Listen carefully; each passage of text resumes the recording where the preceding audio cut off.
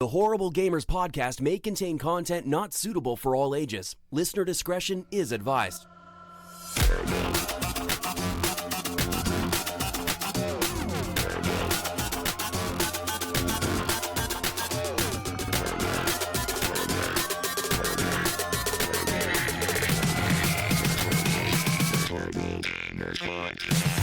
Welcome, ladies and gentlemen, to the Horrible Gamers Podcast, show number 274, being recorded on September the 14th, 2019. I'm one of your hosts, Jesus Gonzalez, and I'm at Jesus Walks Out today. I'm joined by my friend from the West Coast, the best coast, Gunny Chief. Welcome back, Gunny. Welcome. Thank you, buddy. It's good to be here. Good afternoon, good evening.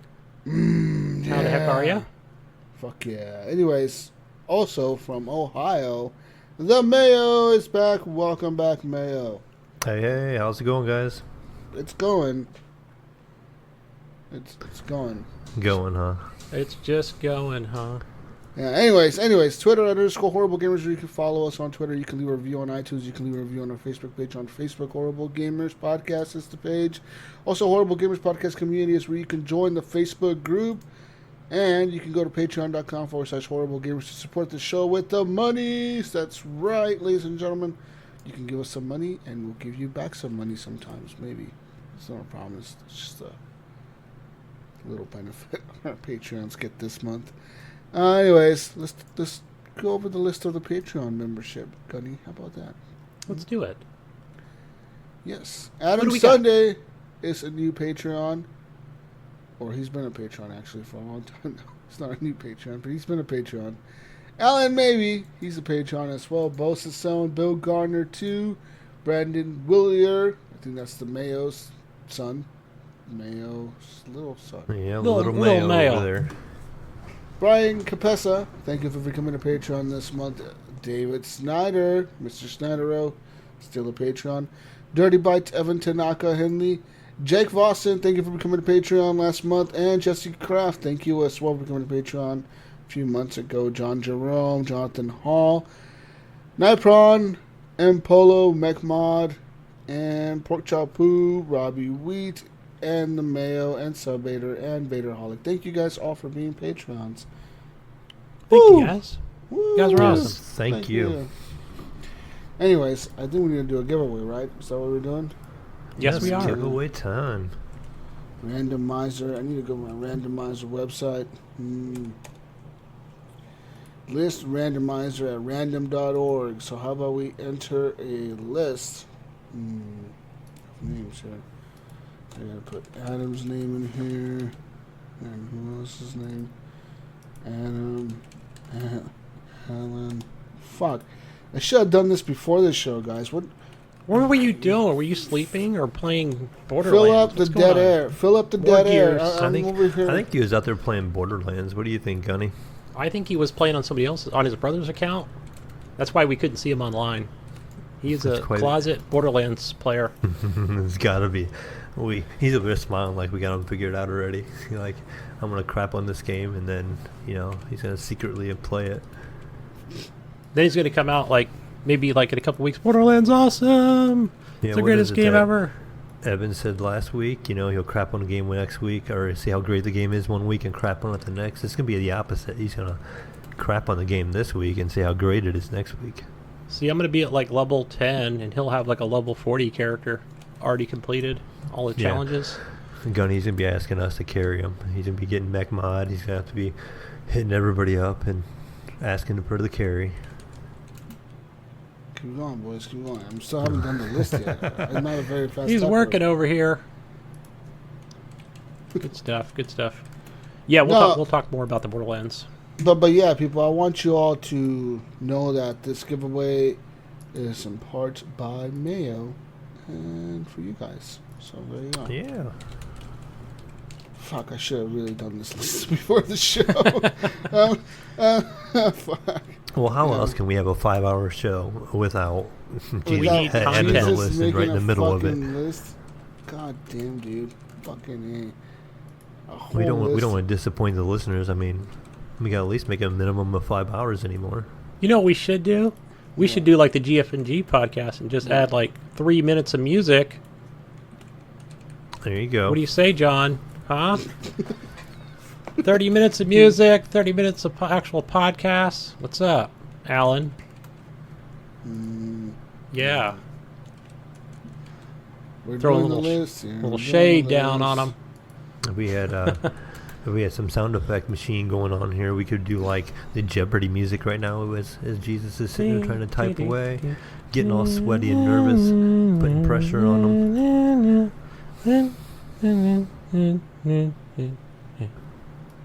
Bing. Ready. Not ready. All right, here we go.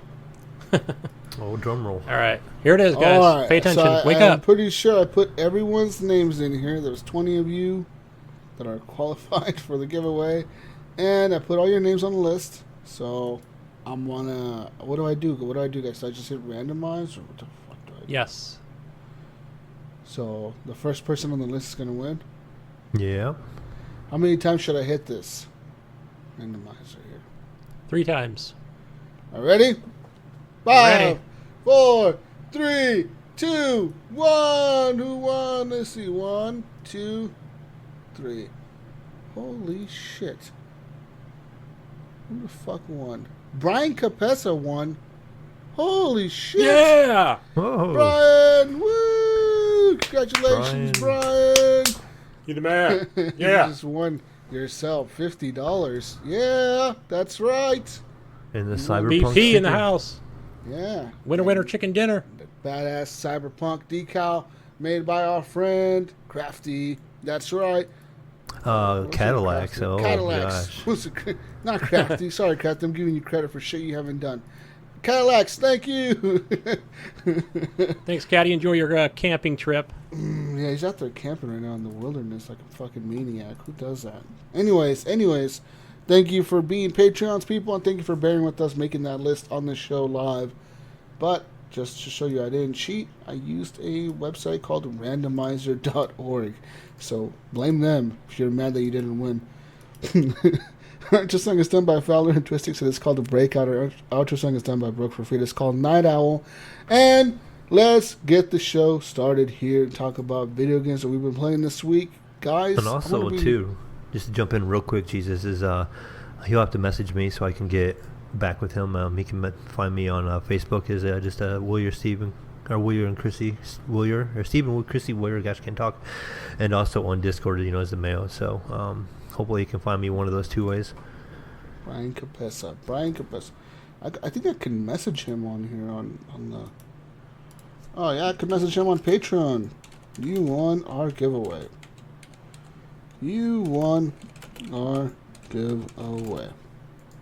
Get with the Mayo. He will pay you. Bam. Alrighty then. We'll make sure we had that clear. All right, send them a message on Patreon. anyways, people, let's talk about video games we've been playing this week. Holy shit, it's hot in this room. I am sweating. Forgive me, people, if I feel like I sound a little fidgety. It's because, fuck, it's hot in here, man. It's hot here. This PC What's is like when is summer going to be over? This PC is a fucking heater. I need to, this winter, I won't even need to turn on the heat in my house. This fucking PC is going to warm everything up.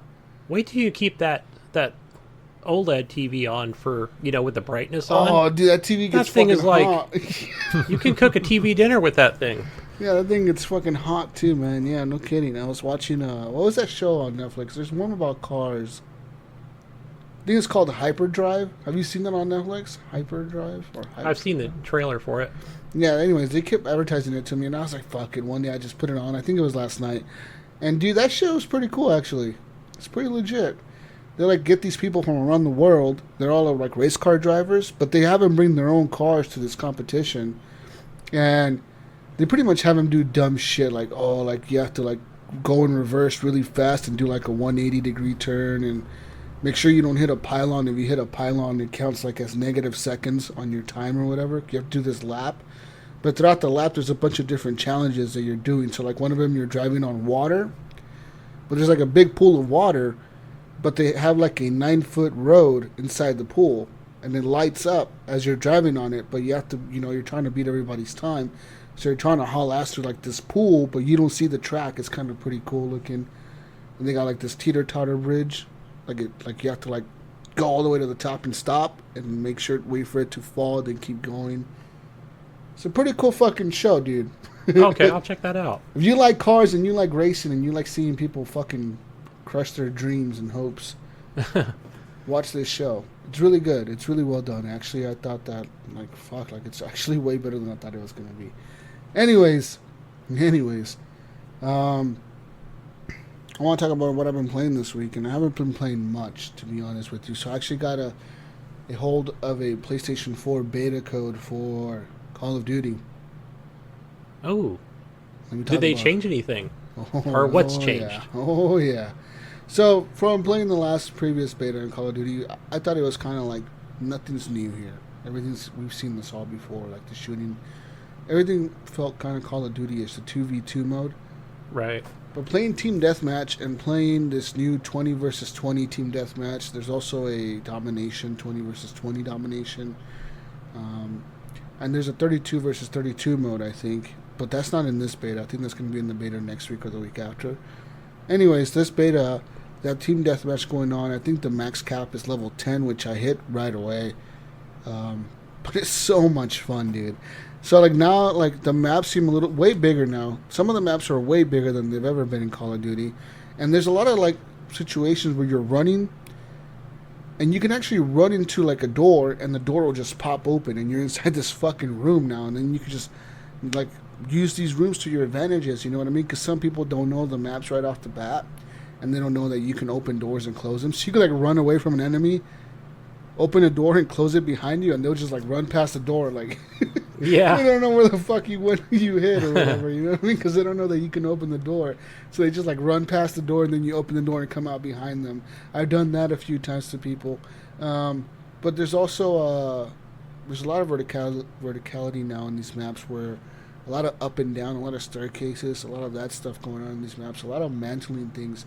You can, just get on rooftops now, kind of, on a lot of the buildings. And, they have the map set up where there's crates or barrels that you can climb on top of, and as you're climbing them, you can get up higher on top of things. So a lot of verticality in the maps that you've never seen before in Call of Duty. A lot of door tech, all that door tech. You can just open and close all the doors you want. There's still rooms and shit that you can't go into. There's still buildings that are it's just a building. You can't go into it. You know what I mean? But so you think they took some of Call of Duty's Battle Royale tech, the door tech, they had in their Battle Royale game, and just added that to it? Definitely, yes. They definitely took it from that. The guns feel great.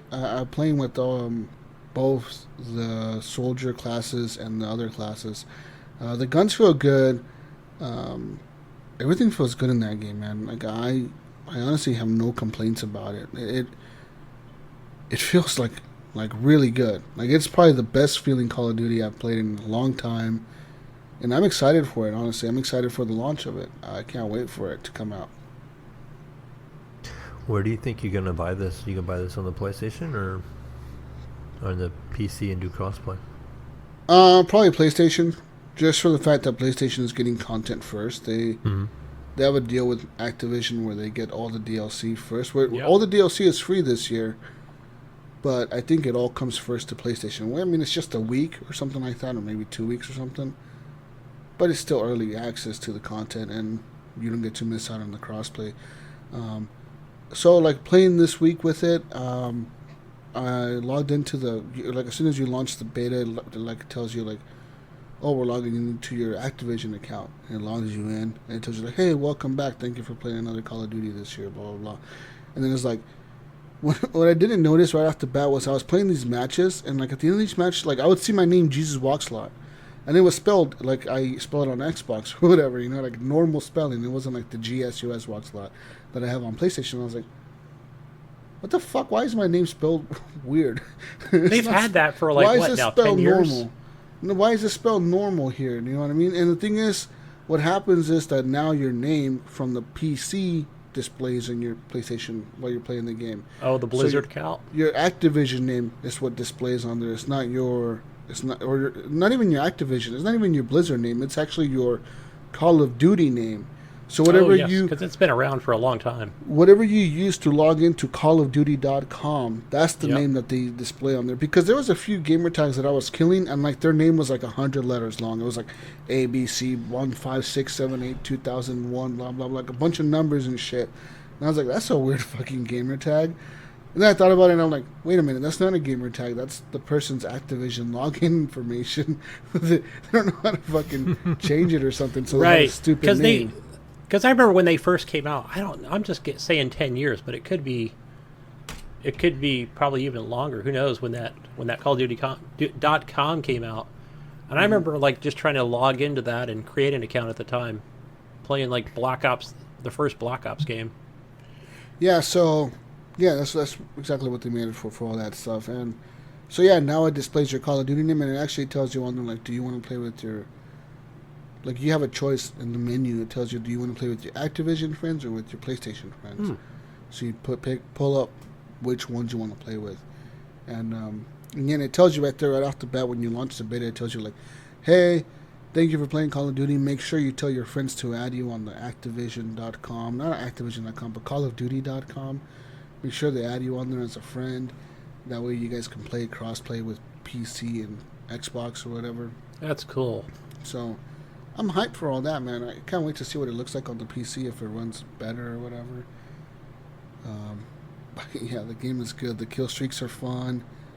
It's all the kill streaks you've seen before. The gunship, the helicopters, the juggernaut, the UAV, personal UAVs. UAV, yeah. Anti-UAVs, all that shit. Predator missiles. It's all there. The one thing that I got to say about this multiplayer that's different from any Call of Duty ever is, if you ever played Medal of Honor Warfighter, or Medal of Honor, the reboot, came out in 2010 and 2014 or whatever, those Medal of Honor games, it seems like Call of Duty has copied their style of shooting and their style of movement. Because those games always felt better to me than Call of Duty. They've always felt more, I don't know, like just the characters felt more grounded. It felt more real, I guess. Yeah. And the guns felt better at shooting. Like, it just felt like everything had a weight to it. You know, like the characters had a weight to them. The guns had a weight to them. And that's what it kind of feels like now. The way the characters move and the way they run, the way they pull up their guns. It's all based on what you're carrying and what you're using. If you have your character has a big ass LMG, like, you're gonna run a lot slower than a person who has like a pistol in his hand. You know what I mean? Yeah, just like the Medal of Honor series. If anybody doesn't know, it's just they never went past World War II and always kept to the World War II weapons. Matter of fact, I bought Warfighter, actually. Jesus, I bought that for the 360. Yeah. And I never played it. I still have it. It's still out in the living room. That's the modern game, Gunny. That's the one that's modern. That's all like tier 1 operators or whatever in Afghanistan or whatever the fuck. Yeah, it had bad reviews, so I just never. That was a great picked game it up at the time. It was a great fucking game. I actually really love that multiplayer. I love the multiplayer in that game, and I actually like the multiplayer in their second game. Too bad though, everyone was talking shit about them because Call of Duty was the hype at the time, and yeah, everyone they was were on really Call of taking Duty's- off. Yeah, everyone was on Call of Duty's dick. Oh, I love Call of Duty. Call of Duty is the best. And no one was playing fucking Medal of Honor because it was an EA game. But it was a great game, and I'm sad to see that the series has died with the last game. But it seems here like Activision, for innovation, they've kind of copied some of that tech. You can see the influence of it there. And I know some people are going to be like, you're full of shit, Jesus, you're full of shit. No, dude, no. Like, they've copied some of that Medal of Honor shit. Who was it? Who's Vince Impella's partner? I don't think he works at Activision anymore. I mean, or at, maybe he's over at EA. But anyway, so they had kind of started that Medal of Honor series back in the day, and then they all moved over to Call of Duty. But yeah. So I really enjoyed the Call of Duty beta. I'm excited for it. I'm excited for to see what it brings to the table. I'm excited to see what the campaign brings. Pretty much I'm excited for it right now. How has it played so far, and how is it graphically, performance-wise? I did see like in a Facebook group that I think it was Iams just kind of saying it was like one of the uglier games he's seen in a while. Yeah, it's not very pretty looking, but I know why. They're not uploading the full textures to these fucking games, man. Like, No way. Right. Yeah. it's a fucking beta. Like they don't have the full texture pack there. Like, you can tell they don't have it there. The game looks good. I mean, it's a fucking beta though. Like that's the way I look at it.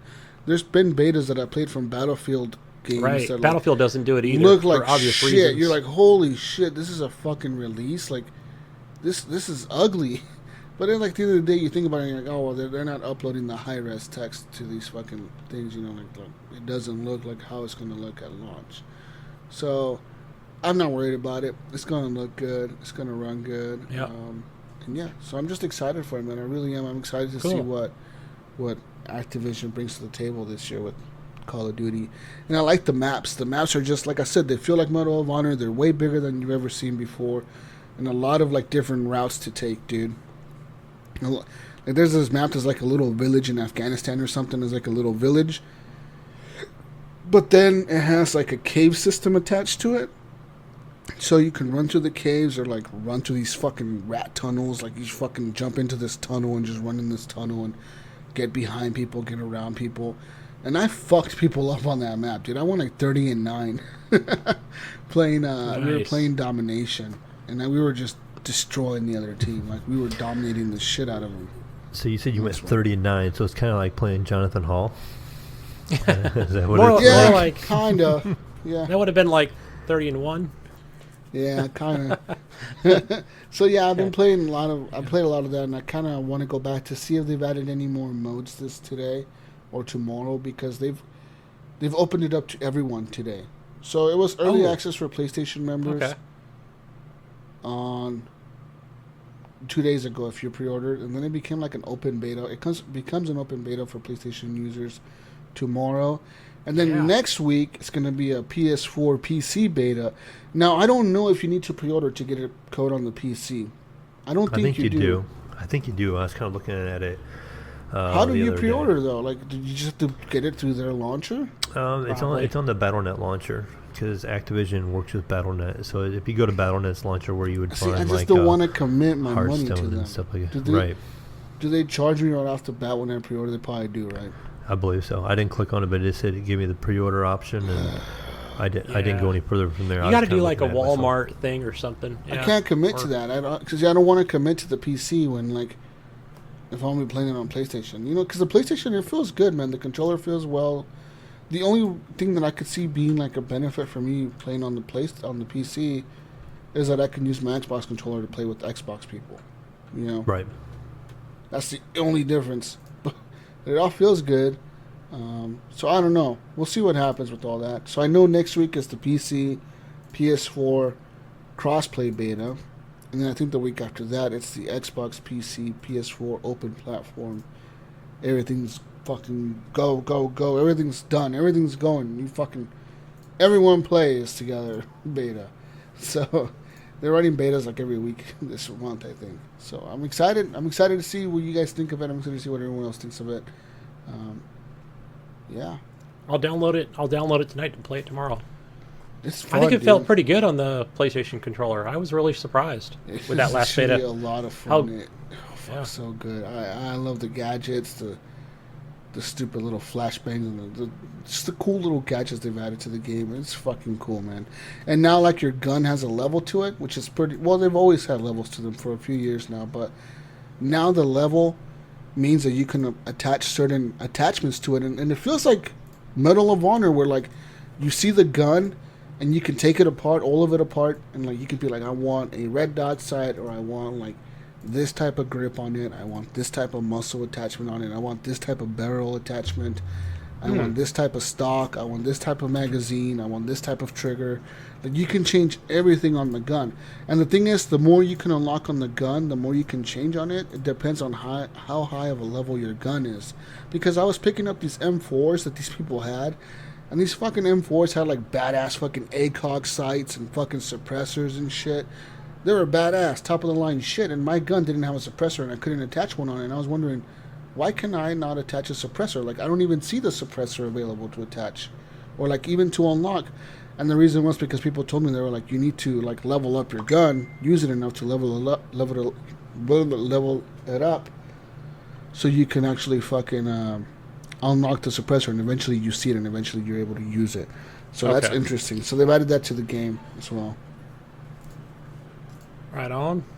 Anyways, moving on now to more shit. I played some other games this week, so I played a little bit more of... What the fuck else did I play?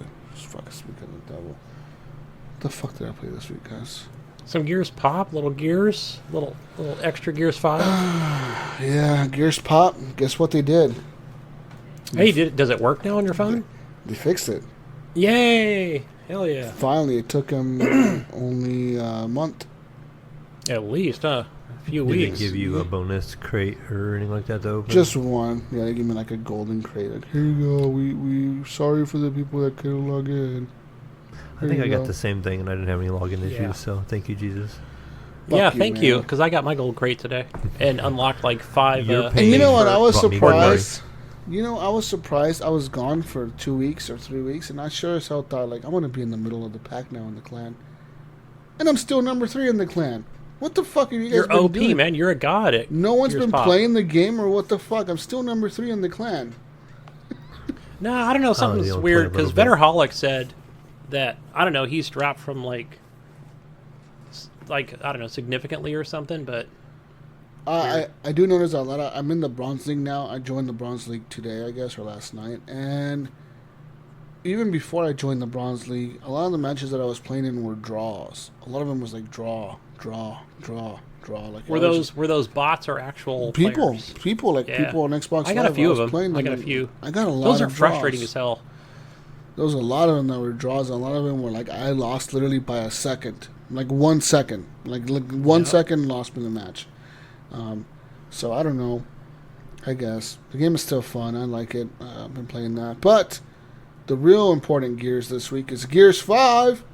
Oh yeah. Woo! Gears 5. I know. Did we talk about it last week? A little bit. We talked about the performance issues we were having last week for you, Jesus. Remember Oh, I couldn't. how you play it wasn't last able to week. play it at all, really? And then we had that little. Now we've fix all played it together. that got us through until the drivers came out.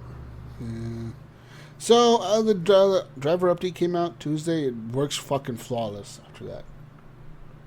Just fucking masterpiece. Works good. Yeah. And it still took them a little bit of time to get that on Steam. Even after on the actual day of release, it still waited a couple days till the patch came out, which was smart Yeah. for Steam or Microsoft to release that on Steam. Anyways, so I played some Gears 5, guys. So Yeah. how are you What do liking you this so think? far? I've beat it. Nice. What? And Wow. I think Gears 5 is the best looking game that Xbox has released this console generation. What about Sea of Thieves, man? I thought that game was really good. Nope. Gears 5, I'm going to say right now, best looking game that the Xbox console has had this generation. Besides Red Dead. What about Forza Horizon 4? No. Even better than Forza Horizon. Damn. Okay. Yeah. I mean, it is a good-looking game. I agree. It is. I would I say put it in Red Colors are Dead. popping. I would say Red Dead beats it in terms of its scope. Red Dead is a real true open world game where you can it's literally true open world. You just do whatever you want, go anywhere, and then it always looks beautiful. But also Red Dead only runs at 30 frames a second, and I give it that. It's an open world, so it takes a lot of resources to make that happen. Some people say that Red Dead Redemption 2 has the best HDR tech that they've seen this generation. I have to disagree with that. I think that it's Gears 5, man. There's some of those levels, some of those missions, some of those explosions and things that happen in that game in the campaign, especially at the end, where like it's just insane. What you're seeing is insane, and you're like, holy shit!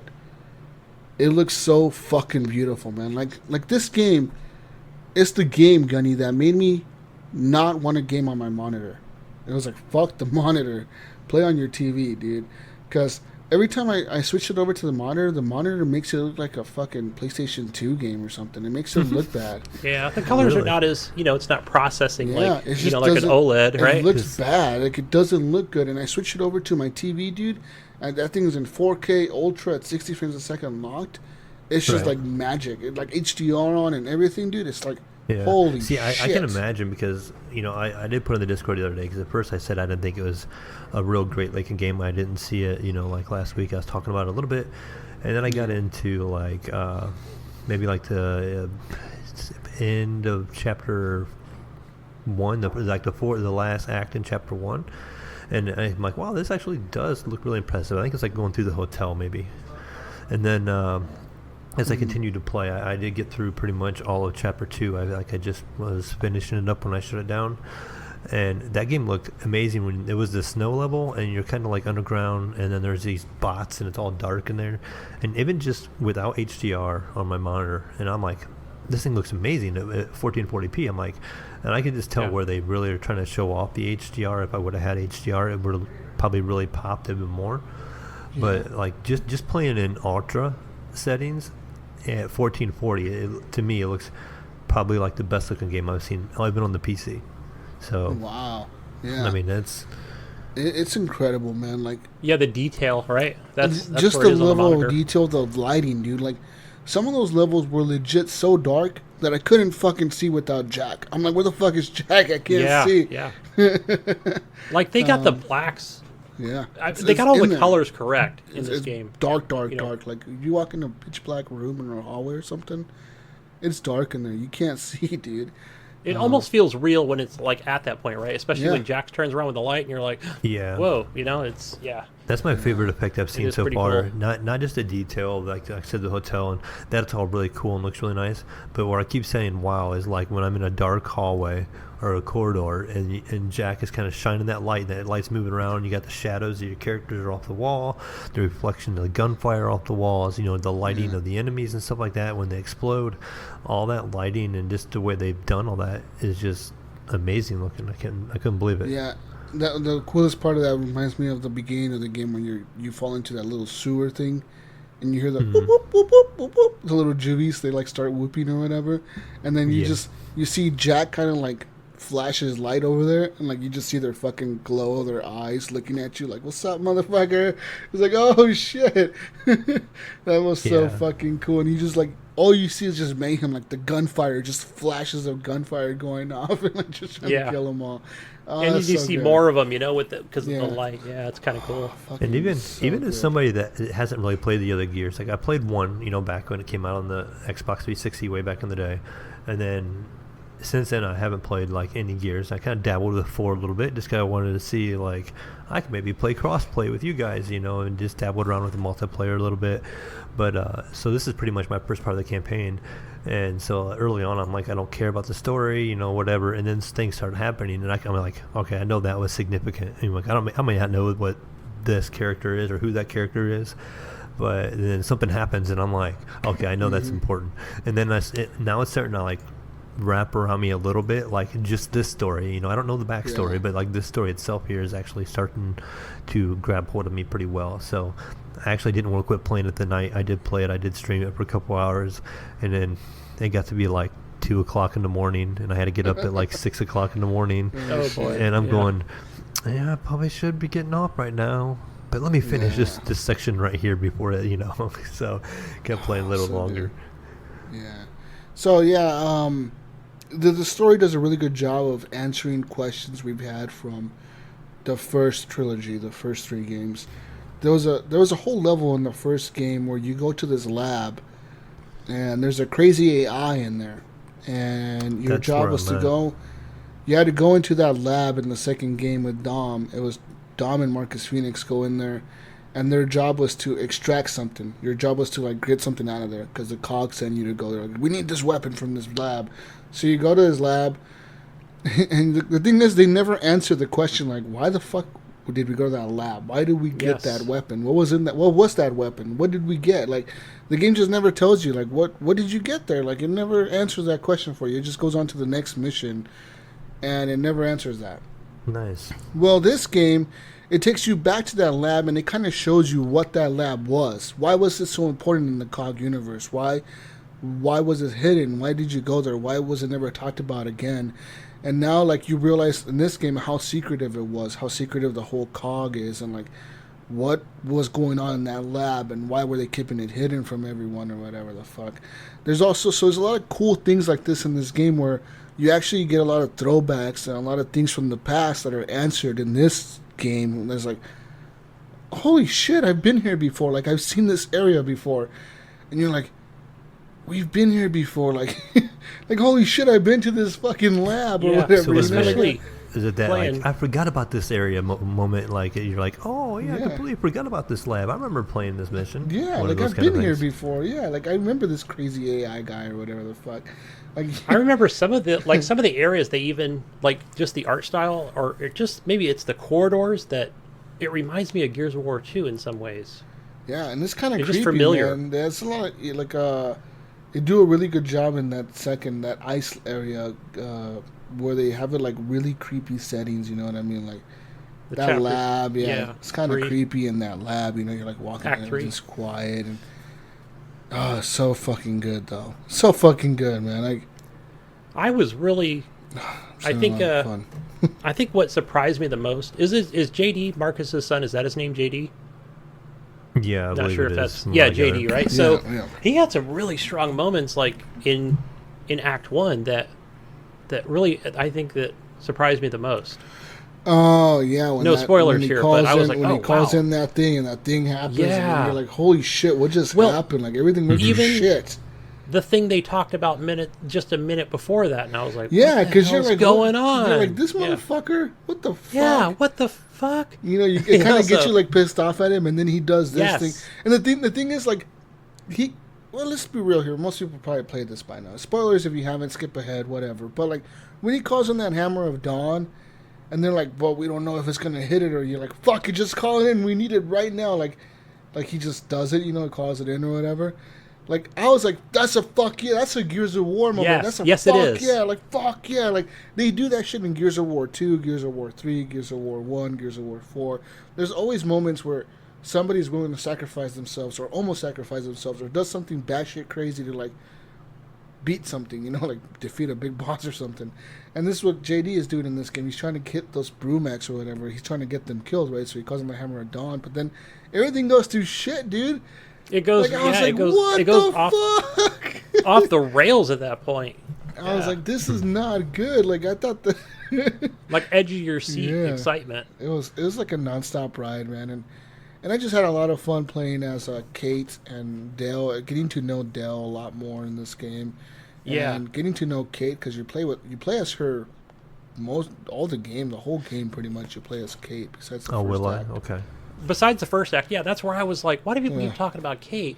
And she's only said like a few things in the first chapter, and then boom, chapter 2 starts, and there we go with Kate. You're and Kate, Dell. yeah, and you're always playing as Kate, so that's cool. And there's a few times in the game where there's some choices you have to make, and I wonder how these choices will affect the next Gears of War, if at all. There's some choices Yeah. that you have to make in this game Okay, I that haven't are gone similar to two. Mass Effect choices. That are very similar Hmm. to Mass Effect choices in terms of characters, like save A or save X. You know what I mean? Like, who you want to save. There's a lot of choices in this game near the end where you're making choices like that. And I wonder how the next game is going to be affected, because if I pick this person to save that person, does that mean that person's in the next game or the other person's in the next game? Who's in the next Yeah. game? Are they both dead in the next game, or who's in the next game? And this is a trilogy, so the game ends in a cliffhanger, like a huge cliffhanger. Like, it totally makes you want to play Gears of War 6. Like, I wish it was out right now. But like, it leaves on such a cliffhanger where it's like, whoa, like, I wonder what's going to happen in the next game. You know what I mean? Because it doesn't really, it doesn't end. Like, the story is not over, dude. This is just going to keep going. You know what I mean? So I'm excited to see what comes next. And I just had a blast playing this game, dude. It was a lot of fun, man. There was some weird moments, some weird glitches. Shout out to Johnny Don't, and shout out to Pan for joining me yesterday, and they were actually running with me through the campaign in the desert area, the sand area. They're running with me through the desert, and that was cool, playing co-op with them and exploring around and finding things, and it was fun times. And I just had a blast with them, man. And the multiplayer is actually a lot of fun. I'm actually having fun with it. I die a lot. Not gonna lie, I die a lot, but I'm not the worst at it. I'm never the bottom of my team. I'm usually like near the top or the middle. Like, I'm never at the bottom, so that's good. But yeah, Gears of War 5. Or Gears 5. Good deal, man. We also So with the Horde mode, we had a pretty good time last week, I thought. Yeah, that was Like, my that's first shot at always fun. multiplayer, so I got to try to learn a little bit of run. So of Horde actually, mode this with you was guys. yeah, this is probably the first time like all three of us have actually played in the same game for a length of time. Probably since PUBG. I think we've done a couple Yeah, PUBG runs together, at but least. yeah. Yep. So Um, and then Eric was there, Pinpoint. So that was cool, man. We had like all of us were there just holding it down. How many hours or would you say the game is, or how many chapters is it? Like, what should I expect? So it's 4 acts. So it's Act 1, Act 2, Act 3, Act 4. And each act has like 3 or 4 chapters in it. Yeah, it's 4. Yep, 4 each. Okay. So it's not long. It's not a long game. If you really just, if you don't do any, because there's a lot of areas in these, like the ice area, for example, and the sand area, and the other areas. There's a lot of side missions where you can end up derailing yourself and going off on these side missions and doing these other things. You don't have to do those. The things that those give you upgrades for Jack, Yes. and it makes Jack a little bit stronger, a little bit better. But besides that, you don't really need to do those. If you just want to see the story, just go for the main story. You're still able to beat the story. Just that your Jack won't be as upgraded as he would otherwise be, like, had you gone to all the side missions. So if you're just interested in the story, just go mainline, go to the checkpoints that they show you right off the bat, like the big fucking checkpoint. Go there. Don't get sidetracked or whatever. You know what I mean? Yeah, I guess Right, another thing right. that too jumps to my mind when you talk about Jack. So say when somebody, like, say if I jump in your game as Jack, when you upgrade your Jack on your game, is it would I play as a Jack that has those upgrades, or will I have like all these upgrades Whoa. unlocked as the third character as I'm playing with you guys, or could I only access whatever you unlock in Okay. your game, or because I haven't done any So- multiplayer yet? Well, so yeah, let's say so for example, it was me, Pinpoint Red, and Ryan Gibbs, right? We were playing through Act 1 and 2. So we made it to Act 2, Chapter 3 or whatever. And so only Ryan was able to... We can get all the upgrades for him, but then he's the one that made the choices as to where to put the points. Right? I couldn't... If I tried it, it would tell me, like, hey, you can't do that, right? Even though it's like your game, you're hosting, but you can't put the points in to Jack. But Only would that Ryan be can. would that be permanent to the character for Ryan, or would that be permanent to Well- the character that he's joining? I wonder. No, So I it don't- affects your game. Probably to Ryan's game then. So I think it might be something's not right. So I think something's broken, guys, because when I went back and played by myself on Monday, when I went back into that checkpoint, I didn't have those upgrades. And matter of fact, it was like there was another glitch too where it wouldn't even like show the actual where I should press X to actually pick up the upgrade. It wanted me to. Like it was part of the campaign. So no, you're supposed to press this. But I reloaded it several times and it wouldn't let me. And it even showed like, hey, you don't have these upgrades. Like There was a few times in the game where maybe just that update would... there was a Further glitch update. where something wouldn't happen. For example, there was one where It wouldn't prompt you, right? the enemies... No, like what happened was me and my brother were playing, and we killed almost everyone except there was 2 snipers still left alive. And my brother stuck his head out, and the sniper headshot him, and it blew his head off. Right, like killed him instant. Like I couldn't go revive him. So we reload into that checkpoint, and then we're like, I told him like, all right, dude, keep your fucking head down, don't get shot by the snipers. And we spawned in, there's no enemies. We're like, okay, this is weird. Like we reloaded the checkpoint, but there's nobody here. And I was like, okay, maybe. And it was like, I know that in that area we had to find an upgrade for Jack. Like we were looking for an upgrade for him, and I could see where I needed to open. Like there was like a little yellow door that I needed to open to get the upgrade for Jack, but the button wasn't there. Like the prompt wasn't there to open it. Right. Yep. So I had to legit like quit the game out completely on my PC and reload in, and then it worked. It was really fucking weird, but I had to do that. That's No, that's a known issue for sure, even on Xbox. and that was X. after we reset to a previous checkpoint 3 times. Me and my brother, like we had to reset completely, like 8 minutes before all the progress we'd done in the last 8 minutes. We Yeah. had to reset it because because we were doing all the side missions. We were going to like the train tunnel, the Condor crash, the other Condor crash. Like we were going to these different things to like, like fucking get these upgrades for Jack. And like every time we got to this one upgrade area, it would just glitch. And then another one, we got past that, right? We got past that little glitch, and then we got to the other one, and then we finished that area. It was a Condor crash. We finished the Condor crash. We're leaving, and our skiff was like stuck in the sand or like in the snow, like floating, like the back part of it was floating in the air. And I was like, I can't press X to get on it, Omar. And he's like, I can't either. And I'm like, so what do we do then? And it's like we couldn't. So like we reloaded the checkpoint on that Condor site. Nothing. It was just still like that. It was still in the same spot. We quit the game, go to the main menu, relaunch it, go back in. It was still there, dude. I had to legit reload it. Like those 10, 15 minutes of progress that I've done before that had to be wiped. I had to reload a previous checkpoint before that to get past that. So there was a few moments in that snow area where I was like, fuck, this sucks, dude. Like, I have to do this 4 times. Yeah. Like, don't get me wrong, by the 4th time, I was just running through those areas pretty quickly. Like, I knew what enemies were going to pop out when and what was going to happen, how to shoot them. But it was still kind of annoying.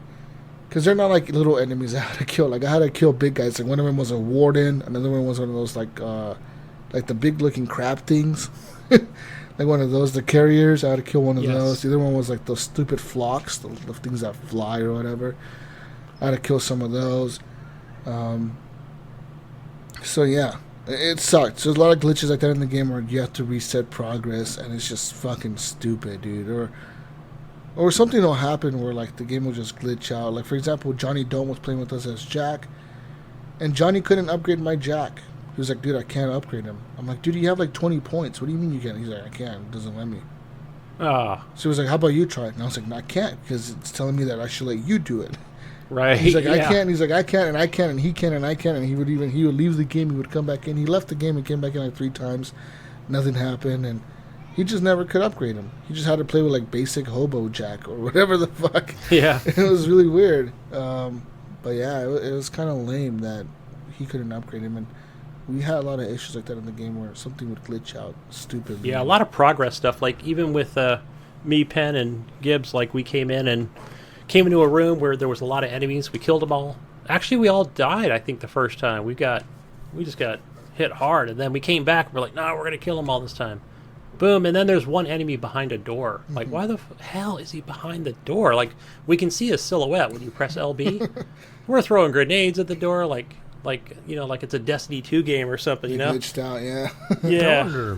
I wonder if it's like a multiplayer thing, because so far, either I'm incredibly lucky at it, but from what I've played so far, I've only run into one glitch, and it was just a minor glitch, and all it was the other computer-controlled character. We were in the ice area. He got like stuck in the mud, like waist deep, and like he was trying to run, and he was like running in place, and he couldn't move. But I went ahead and continued. I cleaned out the area, and it went to there's like a door you had to like kind of open. It had hit, in your case, X to prompt to open the door, and as soon as I did it, it went to the cutscene, and it showed the character come over and grabbing it, and the game was completely fine. And I've never had any kind of glitch or error or anything. I wonder if it's something like related to the multiplayer side of it, because it has to be. Cause no, because I played by myself. Still happened. Fuck. But yeah. But either way, even with the glitches, this game is to me is really, really good, and I'm really enjoying myself. Same here, man. Best $5 I ever spent. Best Game Pass thing ever. Like I saved myself $120 because of Game Pass. Yeah, just with that Ultimate Edition. This pretty much paid itself for the next year for Game Pass for me. You know what I mean? Like even if they release a bunch of shitty games, like right. This game alone paid itself. Like $120 worth, man. Like it's crazy. Like how good the game is and how much fun I had playing it, and it actually got me hyped for Gears 5 or Gears 6, whatever. Gears. Awesome. Remember? And it's kind of funny because I said last week, right before I finished Gears 4, right before the release of this one, and I was kind of talking shit, right? Like, this is so stupid. Why do people get hyped up over this stupid ass ending? And no, this ending for this one is like, Oh, I'm ready, motherfuckers. Let's go. Let's go right now. Woo! Let's go. Woo! Yeah, the coalition nailed it this time. Yeah, fuck yeah. And you can be like in the multiplayer. It's funny because now they have like different blood splatters. So when you kill someone and the blood splatters, you know, like you can have it. So stupid, but you can have it show like Forza Street, like that free-to-play game that Forza released or whatever on the Windows 10. You can have it say Forza Street, or you can. Instead of having blood, instead of having like the regular like skull or whatever, that Gears of War skull. Yes. Like it'll say Forza Street, but like still have the blood on it, or it'll say like the Terminator Forza Horizon 4 or some shit, or it'll have the Terminator skull, or it'll have like it'll say like the T2 or something, like Judgment Day or some shit like that on it. I guess it's fucking hilarious. They've added like these special fucking blood sprays or whatever to the game, and they say they're gonna have 200. They're gonna add 200 cosmetic items to the game within the next month or two. Yeah, I saw some negative reviews on Steam regarding there's too many microtransactions and it's chock full of them and it's predatory and. It's not predatory. You get a lot of stuff for free if you got the Game Pass version, the Ultimate Game Pass version, I should say, not. These are PC Master Race people only on Steam who probably only play Steam. Yeah, right. So who paid the full $120 version or and the 60. Instead of playing them because they didn't get all the unlocks of paying for the Ultimate Edition. If they were just smart and got the Game Pass, they could have. They spent $60 on it on Steam instead of paying the $2 to get Game Pass for 2 months or whatever the fuck. I mean, I get wanting to buy the game and want to support the game, but for me, this game, I mean, as much fun as I'm having, I'll probably play through it and I want to enjoy my time playing through it. But probably when I'm done, I'm probably gonna be done with it. So they're not gonna add to the campaign. I'm not gonna come back and want to play, anything else. I could come in and play the multiplayer, but I don't know if I'll continue to play the multiplayer in the future or not, just because of stuff like Call of Duty and Apex and other games like that, will probably pull me away from it in all honesty. So I know if I buy the game outright that I probably ain't gonna play it in a couple months anyways. Yep. And actually, guys, one of the cool things about this game is kind of like a news thing right now. Like we could totally have had this as our news article, but actually, Gears of War 5 has become the most played game in September. Yeah, it surpassed Fortnite. Amazing. Fortnite has been at that list for like the last 18 months or some shit. Wow. I thought Minecraft overtook it at one point, Maybe. but apparently not. Yeah. It's been at the top of for at least a year. Fortnite has been on the top. So that's incredible, man. For a Gears game to beat Fortnite as the most played game on Xbox Live, that's kind of fucking crazy. It goes to show how many people have signed up for Game Pass, I think. You know what I mean? Like how well their advertising is working for this Game Pass thing. Yeah, I'm curious as to how many did the Xbox beta, like the PC side of things. I'll just call it the beta, just the launcher. Mm-hmm. And also how many on Steam. Because we know that there's a large percentage on, running on X and S consoles. On this article, they do say it's on Xbox. So, yes. I can't think of a significant number of people, unless there's a way to tell. It says on Xbox One. I don't know if they're counting PC players on there or not. I'm going to look up Steam charts, because Steam charts will give me a breakdown. Steam charts, that's what I was thinking of. Give me 1 second yeah. while you guys are looking up the Xbox version.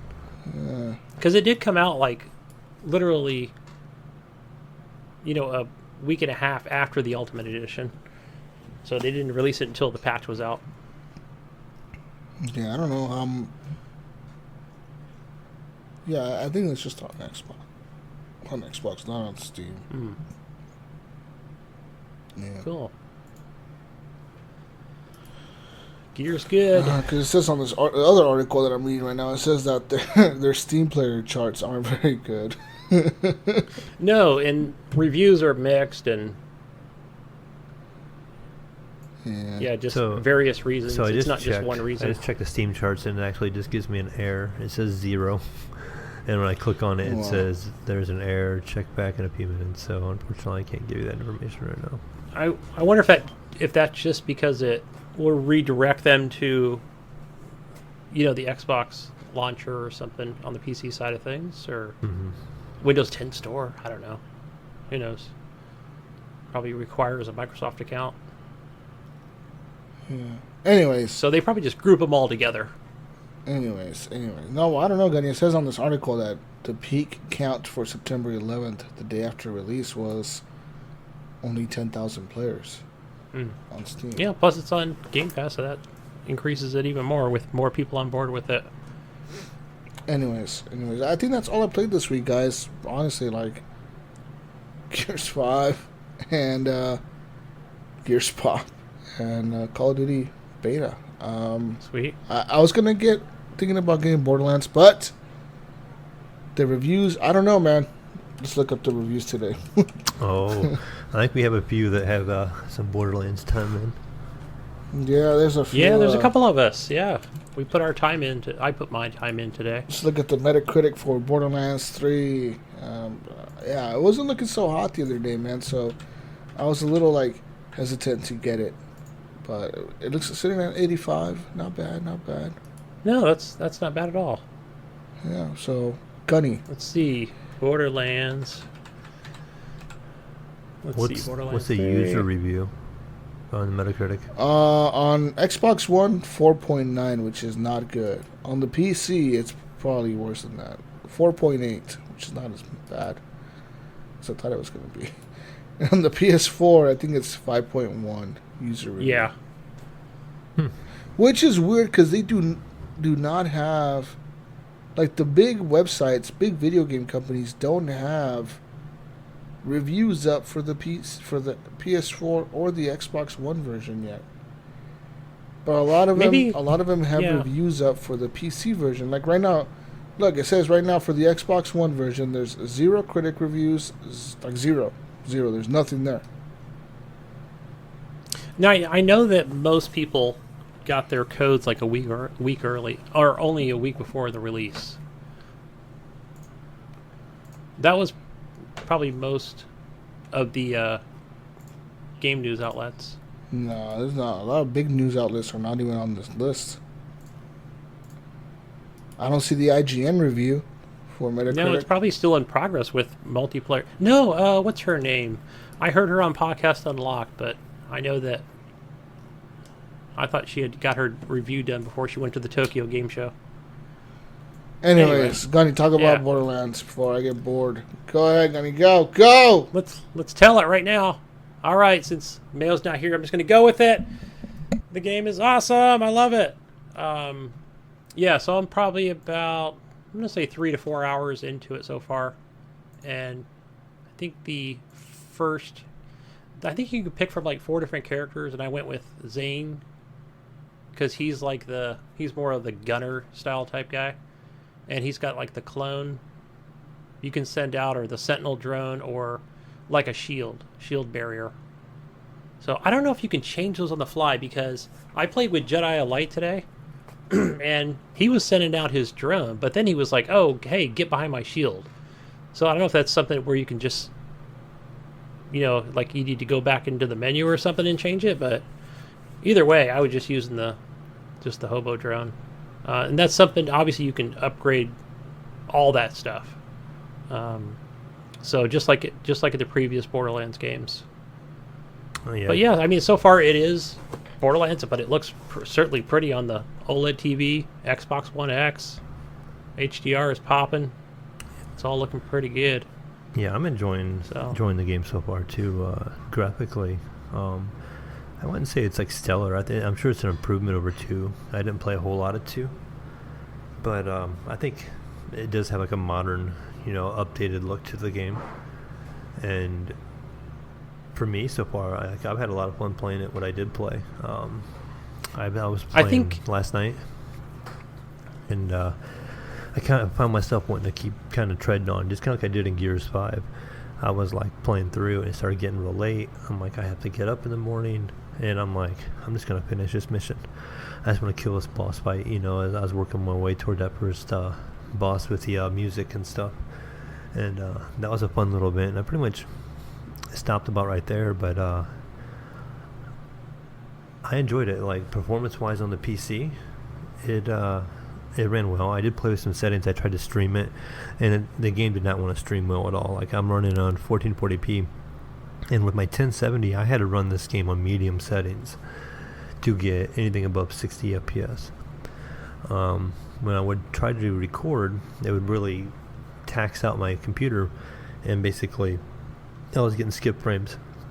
So then I had to mess with my stream, and I really wasn't prepared to mess with this, but I ended up changing the game to 1080p and just pretty much removed the banners and stuff on my stream, so Ghost Nico could watch. He wanted to watch and see if he could get an opinion on the game to whether he was going to buy it or not. Yeah, no, I know that I sent you guys that article about PC Gamer, but I didn't read the article where, in regards to the fact that you needed a higher end graphics card to run it in 60 FPS. Mm-hmm. But to me, I just kind of took that headline as, hey, we don't have it quite optimized to run for most systems at 60 FPS. Yeah. Is that what you gathered from it? I think too is the fact that, like, I've heard for some reason, and I don't remember where, and this was like a long time ago, I heard that the cell shading graphics are actually a little more demanding. And I don't know why, but I have heard this, and maybe it's just because it's a lot more drawing on screen. I don't know, but just the fact that the game is open world, so it's automatically going to take a hit there. So it has a lot to load in and a lot to try to do. So obviously it's going to get hit. So like, in my mind, I want to compare it to a game performance-wise, kind of like the new Ghost Recon Wildlands, or not Wildlands, but Breakpoint. That game also, on my graphics card, which is a 1070, I'm right around 70 FPS, but that's on a higher setting. I think I'm on very high or high on that. So, and if I run back at Ultra, I think I can get about 55 FPS. And Borderlands is the same way. If I run it on Ultra, I drop down to like 50 FPS, which is completely playable. But it didn't look a whole lot different between like Ultra, high, and medium. I don't really feel like I'm missing out a whole bunch. So I just put it on medium to get the smoother gameplay on my side. Yeah, I wonder too, like, if we need to factor in shadows. You mean that's probably a thing with Borderlands. You mean you didn't notice the difference between the high cartoon and the low cartoon graphics? Well, you know what? Also, Jesus, I think I think something I just thought of as far as like why we're not seeing this like significant thing from like Borderlands 2 to 3 is the fact that they had not ported it, but guys, it's 4K. But even you're on Borderlands 2. I hear they up-resed it. PC people are mad at this game, Mayo. I hear a lot of people are mad. I heard console players are also mad. Let me give you some reviews here. So Dark Repast on Metacritic said the following. He said, "Is this game terrible?" No, not at all.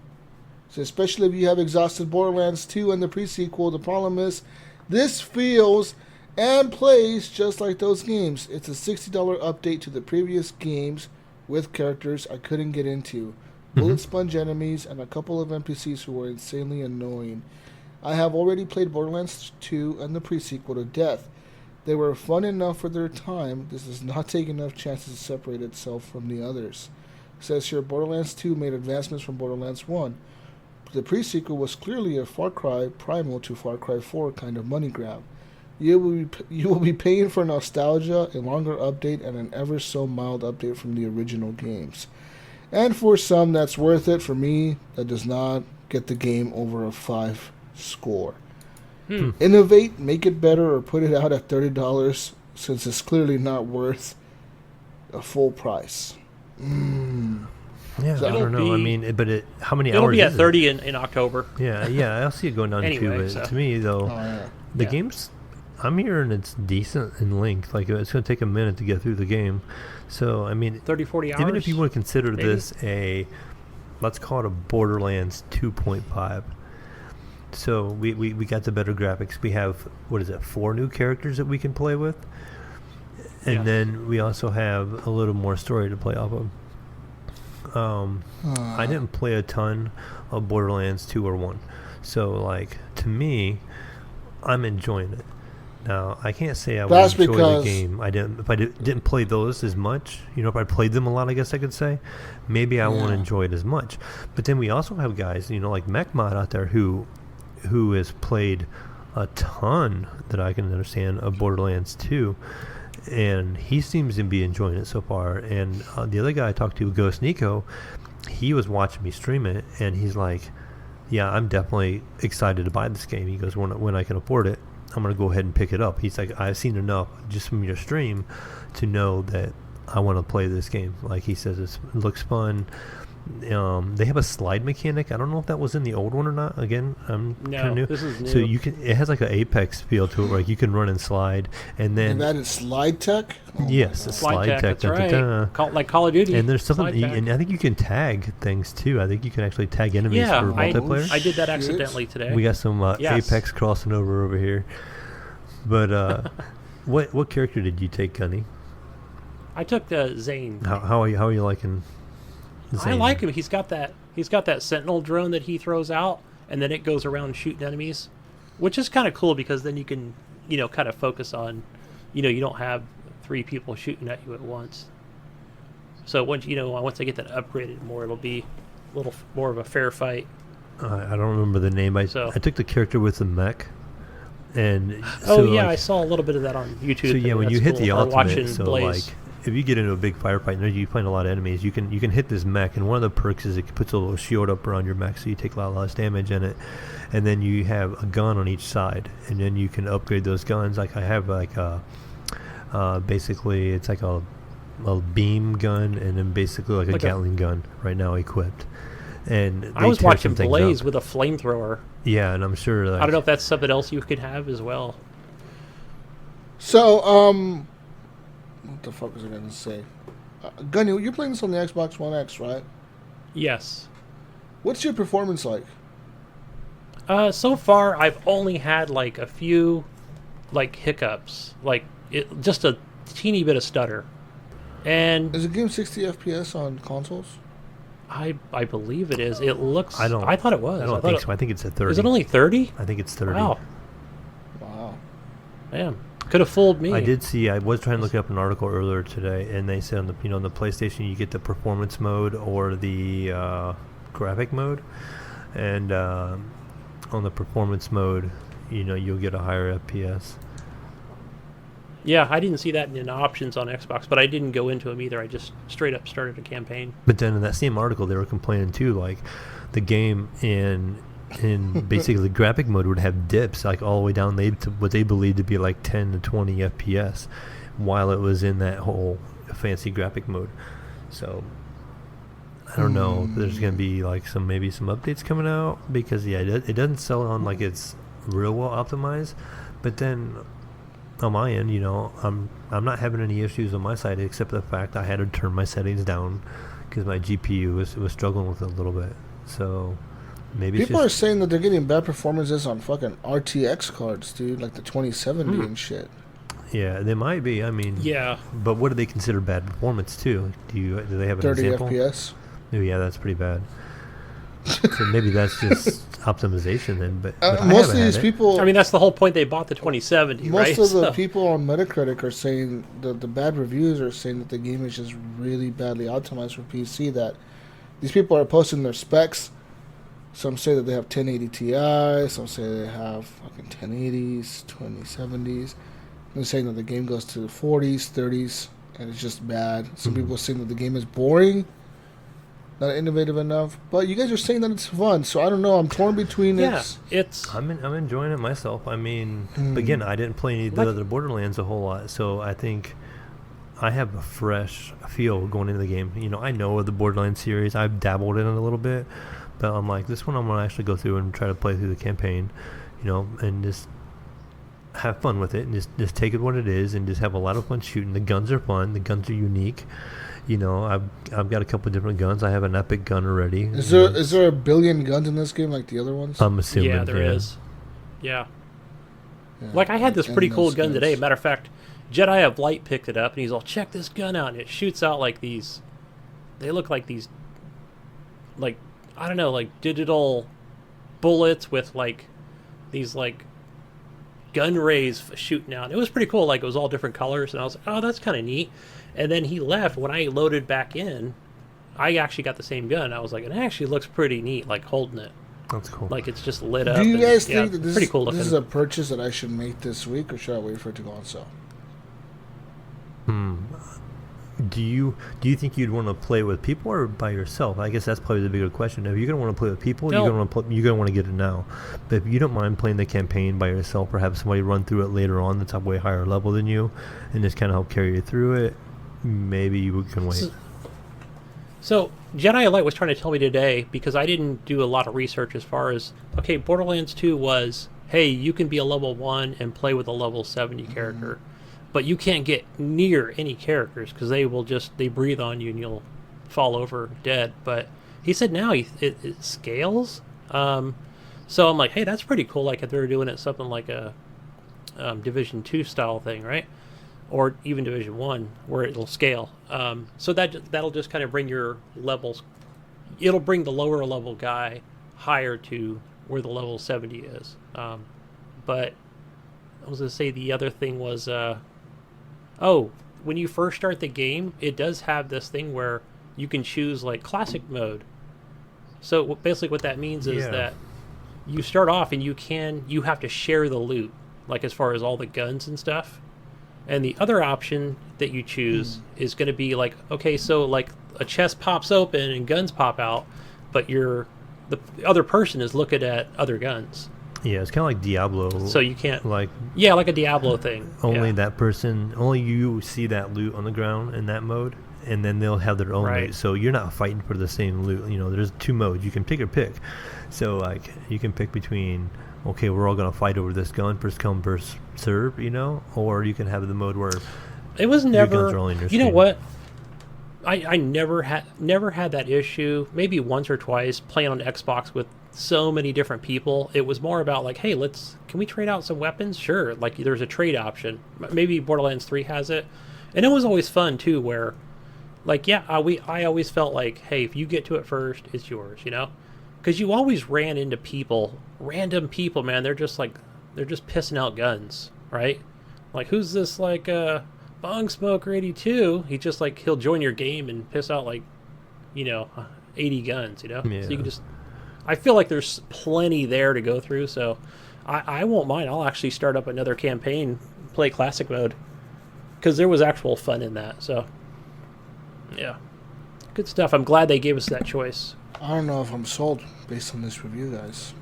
Like I said, Jesus, just to back up a little bit, when the Xbox One X first came out, and we all bought them, me and you and Eric, and everybody in the community is like, hell yeah, we're on board with this 4K thing. So it looks like Borderlands 3 is sort of like 2, except it's that slightly better graphics and even performance. I see, I'm getting pretty good performance so far. So, but it's just it's gonna be that Division 2 thing, Jesus, right? It's all gonna be that PvE, I don't know if experience. I don't know if I want to do it. I don't think I'm gonna get this Borderlands game. Yeah, because one of the things that was also fun, Torn. and I hope it again. This is another thing with 3. Hey, you finish the game, you do the campaign, you fight the end boss, and then the fun thing was too where, all right, so let's say at that point you're a level 30 or 35, maybe level 40, who knows, depending on how much grinding you did. Hey, do you want to go do some loot, some boss loot grinding and get some better guns? Hell yeah. And then you can just go into different areas. That was always a lot of fun. And then too, I don't know if you noticed in the options, Gunny, is there's a true Vault Hunter mode in the game after you beat it. You cannot access this until you beat it, so this is going to be some more in-game content. So once you beat the game, you're going to get access to that true Vault Hunter mode, and you'll be able to play. And that's a cool thing. That's a good thing too. Borderlands 2 had it. If you're ever... When you're playing with other people, it's a ton of fun, true Vault Hunter mode. But if you go back and play by yourself, yeah, it's not that fun. You can only fight one enemy at a time. So it just becomes a real snore fest at that point. Mm-hmm. But yeah. Looking at Jesus over there, I think he agrees. Yeah. You gotta have people to play with, man. It's like Gears of War 5. You gotta have people to play with. That's how it is. Always funner with friends. I highly recommend it. So, man, no, I'll put a lot more hours into it this week and talk. One thing I keep hearing give too, a more lot of of my people thought asking next about crossplay, and I think it'd be the perfect game, kind of like the Division 2 was for crossplay, because we're not playing against each other. It's all cooperative. So, like, I Right. feel like it's a good opportunity and a missed opportunity for crossplay. We keep hearing more about it, and why can't we play together? Why can't you, Gunny, on your Xbox One X and me on my PC? Yeah. Why can't we play together? Because I feel like it's Right. There wouldn't be any sort of competitive issues at all. It would all be that. Because PvP. fuck Yep. you, that's why. Because 2K says fuck you, pay us more money, get more game consoles. All they got to do is flick the damn switch, No, they right? don't, Gunny. It's too hard for them. Flick the switch. too Tell hard. PS4 it's going to happen. Fuck PlayStation, you, Gunny. I'm flipping the Fuck switch. you, Gunny, is what they want to say. Hey, Jesus, I know. This is, okay, this might sell you. This game actually persuaded me to buy a game on the Epic Store. Yeah. Whoa. How often do you hear Nah, this? I'm still not sold. Let's look it up, see if it dropped in price because it was a negative Metacritic. Borderlands. Maybe Epic will give it away in a month. Yeah. Yeah, it'll be a free to play. I found it on CD keys, but it's only for the Xbox. Well, I guess wait, you, no, I found the Ultimate Super Deluxe Edition for. Oh, this is European region for $89. Yeah, it's not going to be on sale for at least a month or two. I'll find it on CD. So, yeah, just keep checking that CD keys every CD week. keys had it last week for like fucking $50 to pre-order. Right. Should've That, got yeah, it. if you get it like a couple weeks before, or even going back a few months. Yeah, I should have got it then. Stupid Jesus. Yeah. Oh well, That was a good thing about maybe. Epic too. They do that. So good stuff. Anyways. Go play it. Let's see. Anything else that I played here? Maybe I'll just become the Mayo's kid and fucking family share on Epic or something. Oh, yeah, that's There you something, too, real quick, is, when I mentioned I bought this game, Try it before you buy I bought this on my son's account. And so we have two Epic accounts on the same PC. So when I install any game I bought on my account, like Heavy Rain and the Tetris Effect and all that stuff, when I log out of my account and when my son logs back into his account, he can play all of my games that I purchased on my account because it's installed on my PC. Like, it knows where the exe is, the game launches, no issues. So when I bought the game on his account so he could get the Fortnite skins. And I was like, I'll just log into my account once I install the game and play it under my gamer tag. Well, that doesn't work. So unfortunately now I have to sign in under his account, under his gamer tag. This is a big game, that's probably why. Yeah. But the other games, Tetris Effect, I mean, I don't know, it's a decent game. I mean, and every game that he's picked up on the free games that Epic has given out, all of those work on my end. So as soon as he installs them, when I go to my library, when I'm logged into my account, all them games are ready for me to play. So I'm not sure, but Borderlands is the only one. I mean, it doesn't surprise me. But yeah, it just tells me to buy it off of my account, even though the game's completely installed on my PC. And I've been trying to do like a desktop icon, even though I hate desktop icons, and try to do it that way, and then just try to click off the desktop icon, and if I'm logging into my account, it just tells me to buy the game. So it does that with my Uplay account. So, yeah, I have two different accounts. I will have to play under his gamer tag in the meantime, but it's all good. Anyways, anything else you guys played? That is it for me. I played Gears 5 and Borderlands 3 only. Like, I mean, I was getting into both of them. Like I said before, I was really enjoying Gears 5. I didn't want to put it down when I was playing, and pretty much like bedtime decided that I better quit. And then I did the same exact thing with Gears 5 or Borderlands 3 last night. Like, I played. I think I put in maybe 3 or 4 hours straight. And I had to talk myself again out. Like, I'm like, okay, as soon as I beat this boss, I just need to log off. I just need to warp back to my home area, not look at any missions, not do anything, just shut the game down and go to bed. So I pretty much talked myself into getting off. I haven't had time to play today, but I'm enjoying everything I have played so far. Nice. Yeah. All right, well, people, I think that means it's time to move on to the news.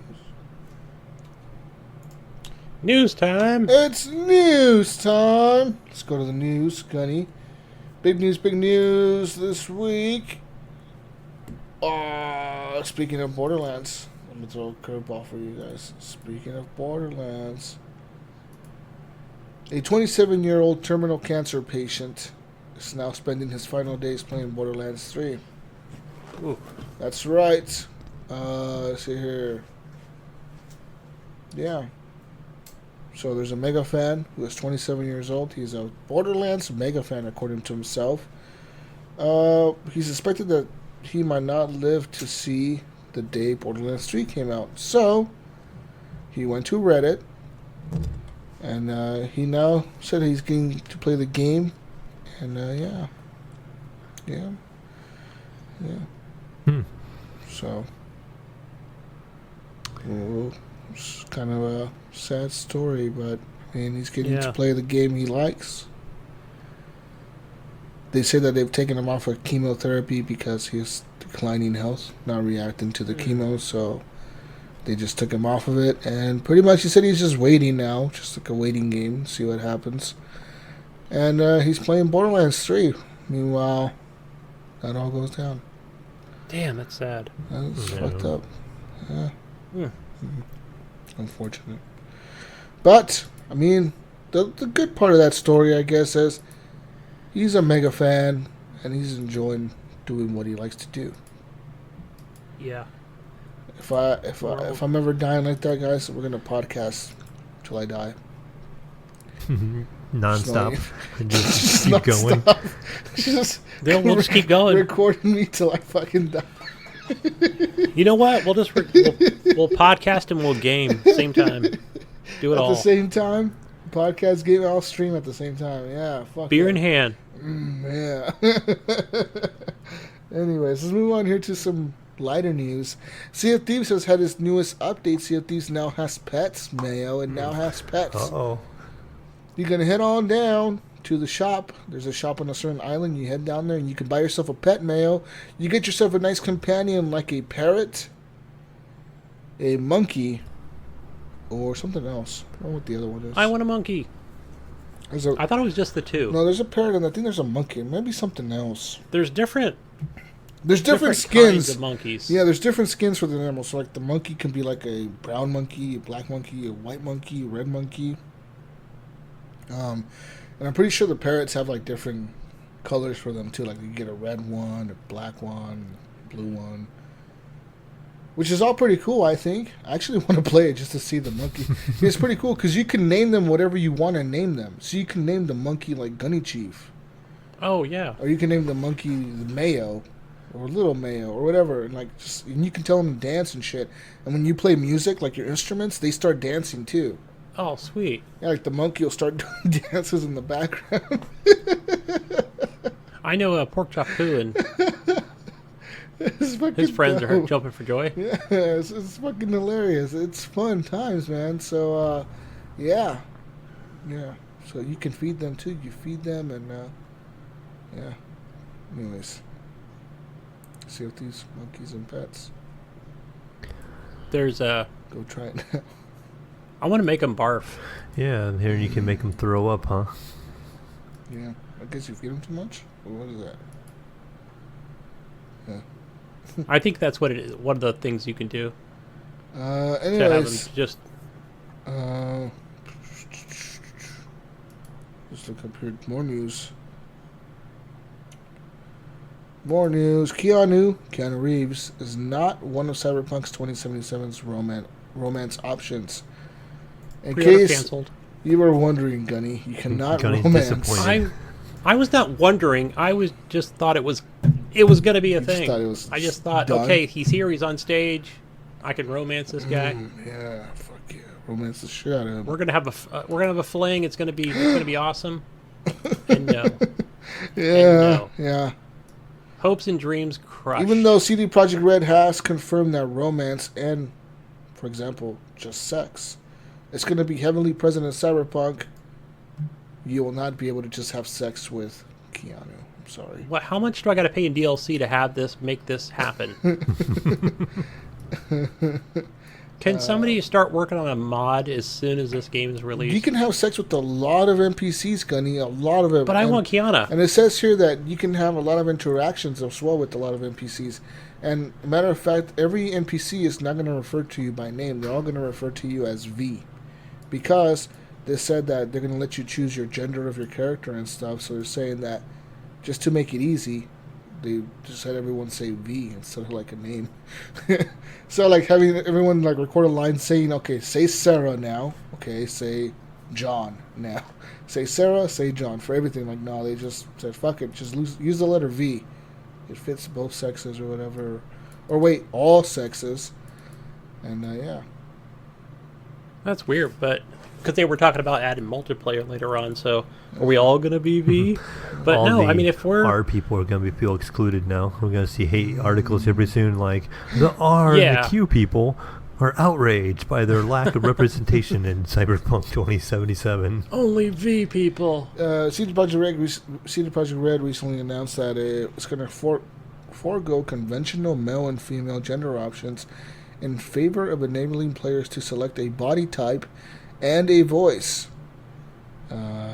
Yes, and Pears, I think he's the creative director of the game, he said that genitals will be based on that selection, which will be relevant because the game is not going to shy away from nudity, including in-sex scenes.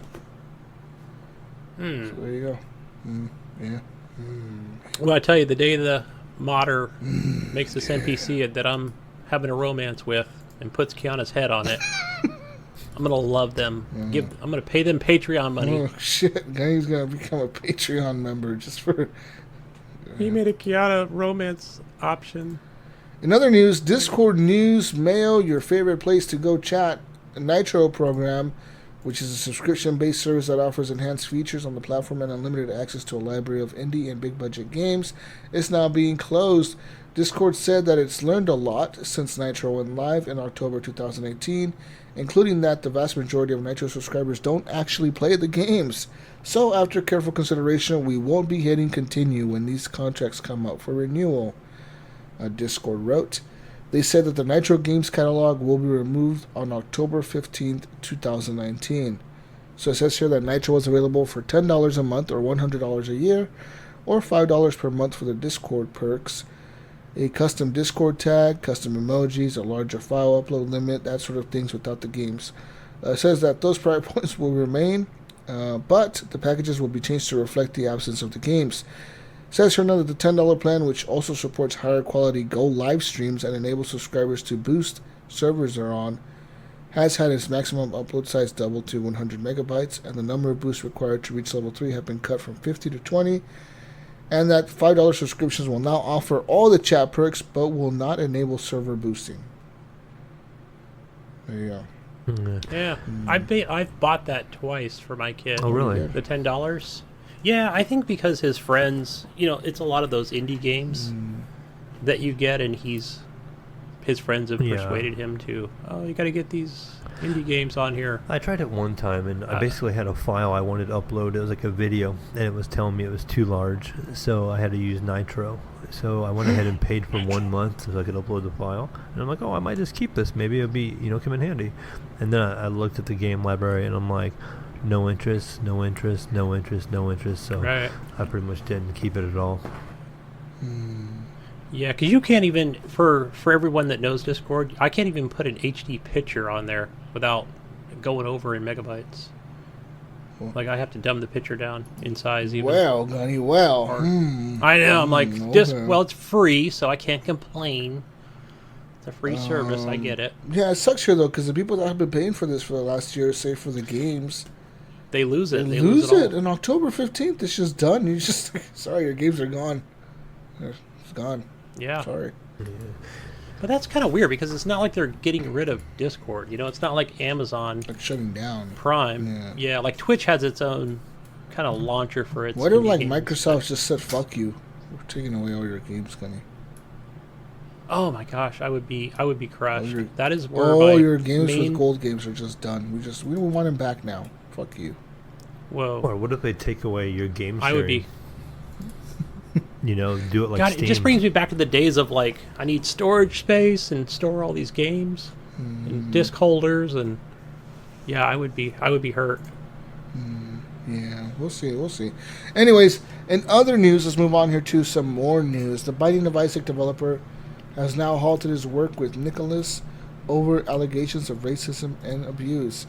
The Binding of Isaac creator Edmund McMillan has halted plans to work with indie publisher Nicholas on 2 of his upcoming games, including the recently announced The Legend of Bumbo. McMillan made the decision following a Kotaku report containing allegations of racism, abusive behavior, and dubious business practices. No good. Says here the allegations were made by multiple external developers and former employees who claim that Nicholas founder Tyrone Rodriguez pressured employees and potential clients to drink heavily at events. He used racist slurs and engaged in other forms of controlling and exploitative behavior. Skype logs obtained by the site also show Rodriguez using racist, homophobic, and anti-Semitic language in the Nicholas group chat. Enter the Gungeon designer David Crooks also described how Nicholas, quote, ghosted him on an agreement to develop a PlayStation 4 port of the game. Crooks and Nigel Lowry of publisher Devolver Digital both said that after Nicholas signed an NDA and received access to the Enter the Gungeon source code, Rodriguez stopped responding to calls and emails, eventually forcing them to find someone else for the job. Says here that Nicholas had previously handled console ports for The Binding of Isaac and The End is Nigh, both developed by McMillan, but he told Kotaku that Rodriguez wasn't ever my boss. He was just always been a publisher of my work. And he said the plans to work with the company on 2 future projects will be cancelled. He said, quote, I won't be moving forward with Nicholas when it comes to the port of The Legend of Bumbo or any console versions of Mugenics, he said. It says here, Binding of Isaac Repentance will still be releasing as originally planned. The team poured their heart and soul into this DLC, and it is very close to releasing. Nicholas did not comment on McMillan's decision, but denied the allegations in a statement. He said, quote, developing and publishing games is a dream for the staff of nearly 20 that work at Nicholas, Inc. Some of our team have been with the company almost a decade, and we work hard to create an environment where we treat our team members with respect. They are what make the company, end quote. He said, also, quote, we do not condone abusive workplace environments or discrimination and have people from all walks of life. We hope for the continued success of our internal team and our external developers regarding the companies under mutual NDA with Nicholas, Devolver, publisher of Enter the Gungeon, and Game Bakers, developer of Fury. We can only comment that we do not have any signed publishing agreements with them and never have, end quote. So, pretty much, this dude allegedly is an asshole. Yeah. Allegedly. Allegedly. Supposedly. Kotaku says they have the evidence. I don't know. Maybe him and Randy Pitchford can run off and make a game together. They're best friends. Yeah. The geniuses are going to run that'd out be together. true. Yep. He's going to have his publisher and the genius go make games together. Yeah. Randy Pitchford. And then we can all be confused and have Kojima help him. Kojima's going to join and just fucking walking simulator. Oh, shit. Anyways. Moving on now to some more news. Says here, excuse me, that Billy Mitchell has now threatened legal action over vacated Donkey Kong scores. He wants his title back. He's back again to get his... Yeah. He wants his Man, scores I thought back. we Gunny. buried this He guy. wants his fucking scores back. God damn it. He never said jack shit back then when they threw him out. He's letting Now he the wants They it threw back. those Skywars out. God damn it. Now he's running out of Well, he money. did... He needs something to Yeah, show that's off. true, yeah. He needs something to show off at the conventions. He doesn't have the scores anymore to show off. Damn it. Twin Galaxies, come on. Damn it. It's your fault, Gunny. You people. Man. Anyways, yeah. Yeah. You excited? Yeah, I mean, there's not much here from the last time we read this article, which was just, it wasn't on the right, it might have been running on emulators, and it wasn't on the original software, and so on and so forth. It's And like... he's just, I hope he's paying his lawyers a lot of money, so It's like, will this He could lose debate this ever one. end? You know, like, have you ever watched the Netflix? I think it's Yeah. on Netflix. The movie or the show about it, the documentary, talking about The King of Kong. Like, he just refuses. He wants to have that title pretty bad. Right. Anyways. Yep. Good luck to him. Good luck, Billy. Good luck. Can't believe they still call him Billy. He was like 45 years old. Yeah. Why do you call him just Bill Mitchell? Like, my name is Billy. Dude, you're like 47 years old. You need to be called Bill. Get the fuck out of here, Bill. Fucking Billy Mitchell. You're not 12 years old still, buddy. Fucking old fuck. We don't call you Gunny, do we? What the fuck are you? Yeah. Another news. A teen video gamer has now been sent to jail for a prank call that led police to killing a man. Says here, a teenage video game has been jailed for his role in a prank phone call that led to police killing a man at his doorstep. Casey Viner has admitted that he had conspired with fellow gamer Tyler Raj Barres after they had argued with another player in Call of Duty World War II. The 19-year-old provided Barres with an address for the third player. Barres then called the police out to that address.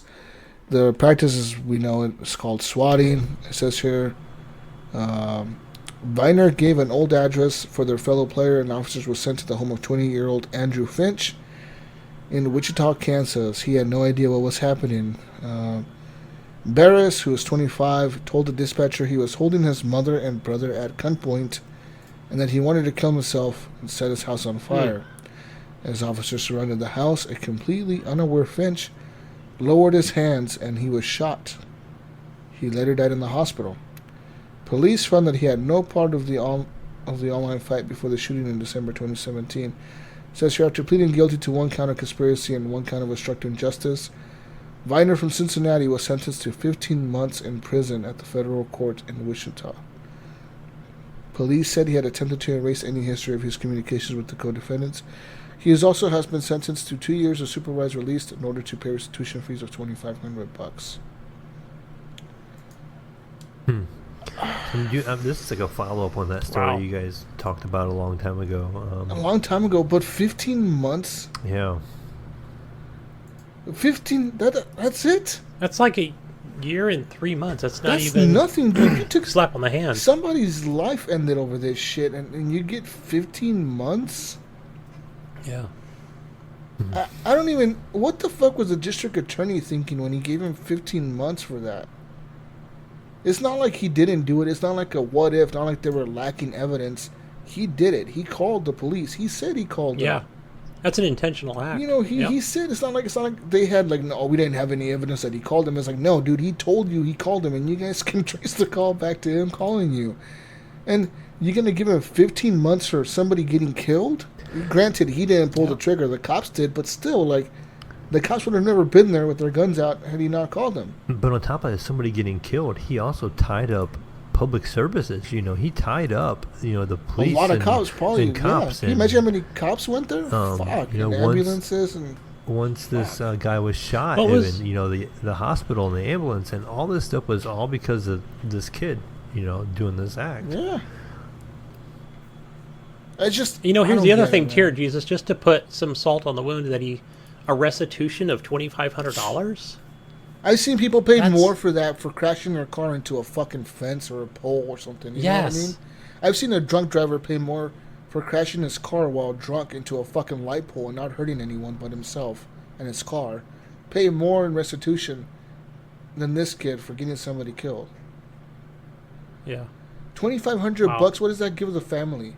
You can bring somebody back, no matter how much money you give him, but let alone $2,500. What does that cover? His lawyer fees or something? What the fuck? Yeah. It's a slap on the wrist, dude. And if I was that district attorney, or if I was in that district where that district attorney is, I wouldn't be voting for him next election. I'll tell you that. I'd be like, what the fuck are you doing, man? You're giving this kid a slap on the wrist. Somebody got murdered over this shit. You know what I mean? Yeah. Yeah. That's awful. Yeah. Yeah. It's stupid, man. And I feel terrible for that family that had to go through that and the loss of a loved one over this dumb shit, and this dumbass over here getting fucking 15 months in fucking federal prison. Get the fuck out of here. Yeah, that's an intentional act of evil right All there. I'm showing is hope somebody in prison feels how I feel about it. You know what I mean? That's all I'm saying. Yep. That's all I'm saying. Just saying, huh? Just saying. I'm just saying, you know, hopefully somebody in there, you know, maybe take matters into their own hands. I don't know. In other news, the world's biggest video game retailer, GameStop, is now closing hundreds of stores nationwide. This is now attempting to stay afloat. And this is just the first wave of closures, they said. The world's largest video game retailer, GameStop, who has a staggering number of stores around the world, over 5,700 as of September 2019, say they're now going to close between 180 and 200 underperforming stores globally by the end of this year. That's what the Chief Financial Officer, Jim Bell, said on the company's Q2 earnings call on Tuesday. And he said that's not all. He said that the company is expecting to close a much larger group of stores in the next 1 to 2 years. Oh. Wow, that's not good for shareholders. That's a real good... But I mean, that's the writing on the wall, right? We've talked about it in length last week or the week before. Oh, man. I thought it was going to be 5 years before they went out of business. They might be closer to 3 or something, dude. Holy shit. Well, I think they're waiting on Google Stadia, too. How is that going to pan out? Is it just going to be thousands playing? Is it going to be hundreds Everyone of thousands? playing? Right? Everyone's playing it, you know, that's on PC and half the console people. Borderlands 3 will be playing well. Yeah, Borderlands 3 Running runs on at 300 2080 frames a second on RTX. Stadia. 60 frames per second on 4K. Oh, shit. Yeah, just your major metropolitan areas where all the GameStops are. The initial wave of closures, Bell said, are opportunistic, whereas the next wave of closures will come from a deeper look at each store in its region. He said, we're applying a more definitive, analytic approach, including profit levels and sales transferability, that we expect will yield a much larger tranche of closures over the coming 12 to 24 months. It is unclear how many stores will be closed in the long run, but it is clear that GameStop executives are now taking a more deliberate approach to the next wave of stores the company closes. Oh, man. That just sucks for people that work there. You know what I mean? Yeah.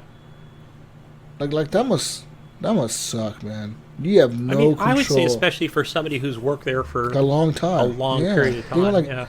people that are managers there or something. Like those people are usually people that are like older, you know, they're like 30s, 40s, maybe, you know. Yeah. Yeah, and then too. Yeah, they've been with the company a very long I time. feel like it's a lot of people that really enjoy the industry. You know, like maybe not like the best paying job in the world, but you know they can make do with their bills, and they just enjoy being around other gamers and coming in and talking.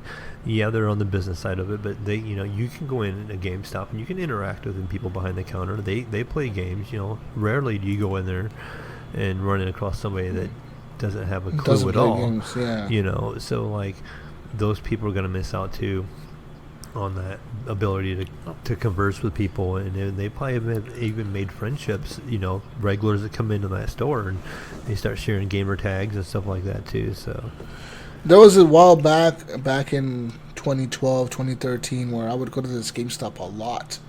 It was right before the Xbox One came out, actually, so like 2012, I would say. I would go to GameStop a lot here in the hell next to me, and there was this Asian dude working there, and me and him would talk every fucking time I would go in there. We'd be like, "What's up, dude?" I'd be like, "What's up, man?" We'd just sit there and bullshit about like all the games coming out, the next Xbox. That's when the Xbox One was coming out, and he was super hyped about it. He was hyped about the PlayStation. We were just always talking about like all these games coming out with the next gen and the Battlefield 4 and all this shit. And I would pre-order my shit from him. And like the dude gave me his gamer tag one day. He's like, "Here, man, just add me on fucking Xbox or PlayStation or whatever. Here's my gamer tag." And we would always bullshit, you know what I mean? And it was kind of fun. And that was cool, man. Good times. I remember when I first got my Xbox One X, and I want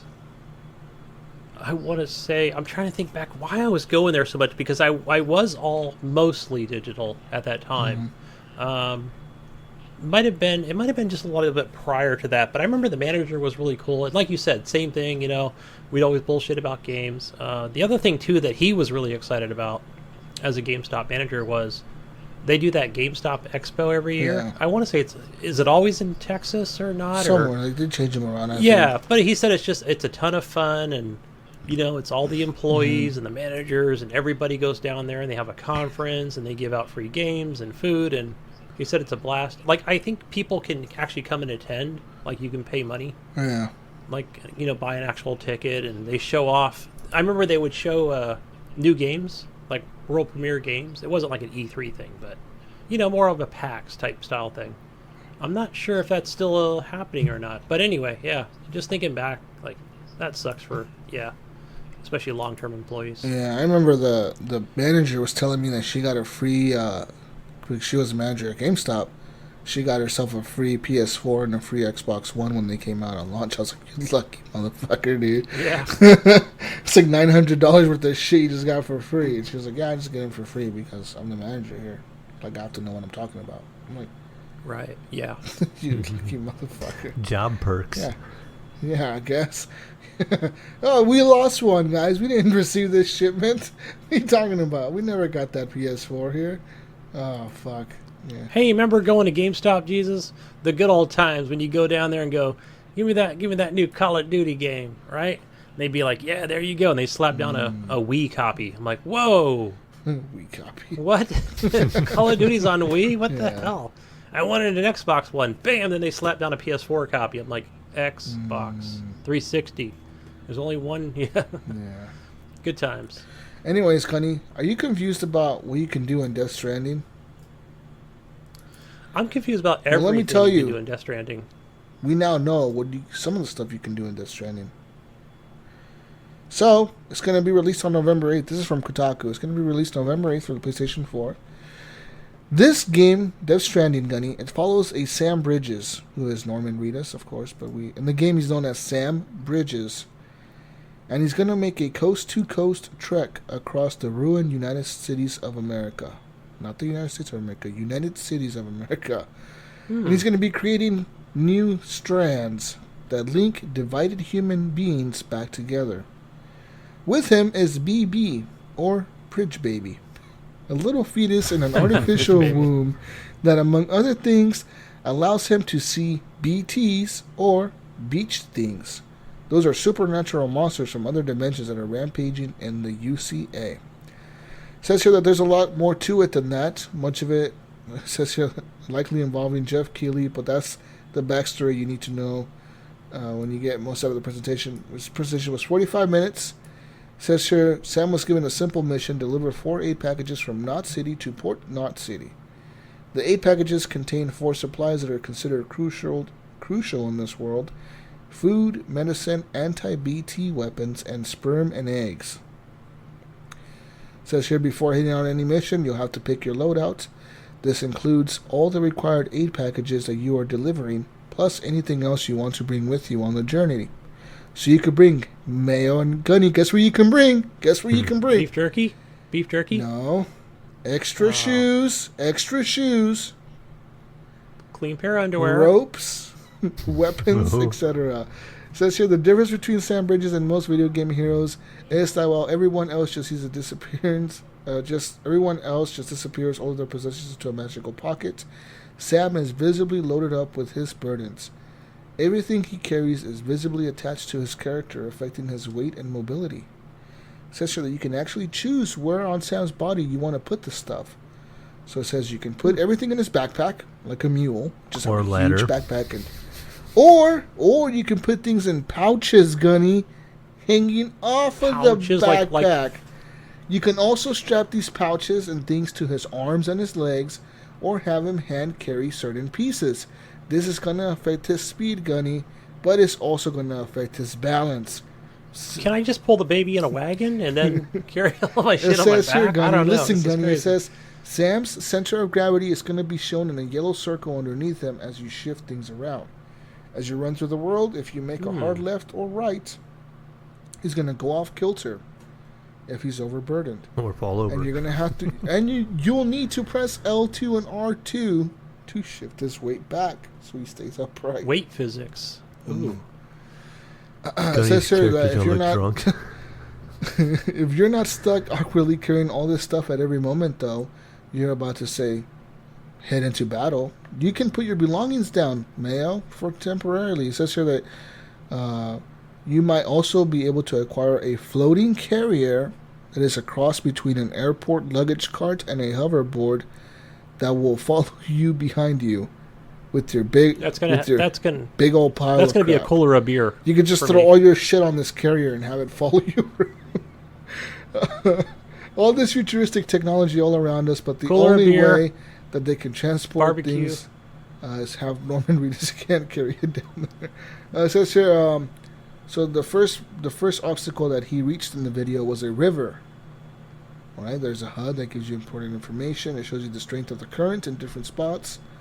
Blue is easily crossable, yellow is walkable, and all this shit. It says here, so you have to pretty much cross the river and not fall into the river, guys.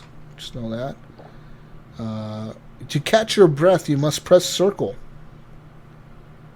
And you must check that the bridge baby or the BB is okay at different times in the journey. This seems like a very... like a father's nightmare. Like a very, newborn. No, like a very... in the future. Like a very fucking bullshitty ass... This is like a Red Dead Redemption 2 of walking simulators, isn't it? Like, everyone gave shit to Red Dead because Red Dead is too realistic. I don't want to pet and feed my horse. But I bet you a lot of those people are going to be playing this bullshit-ass game and giving it a 10 out of 10.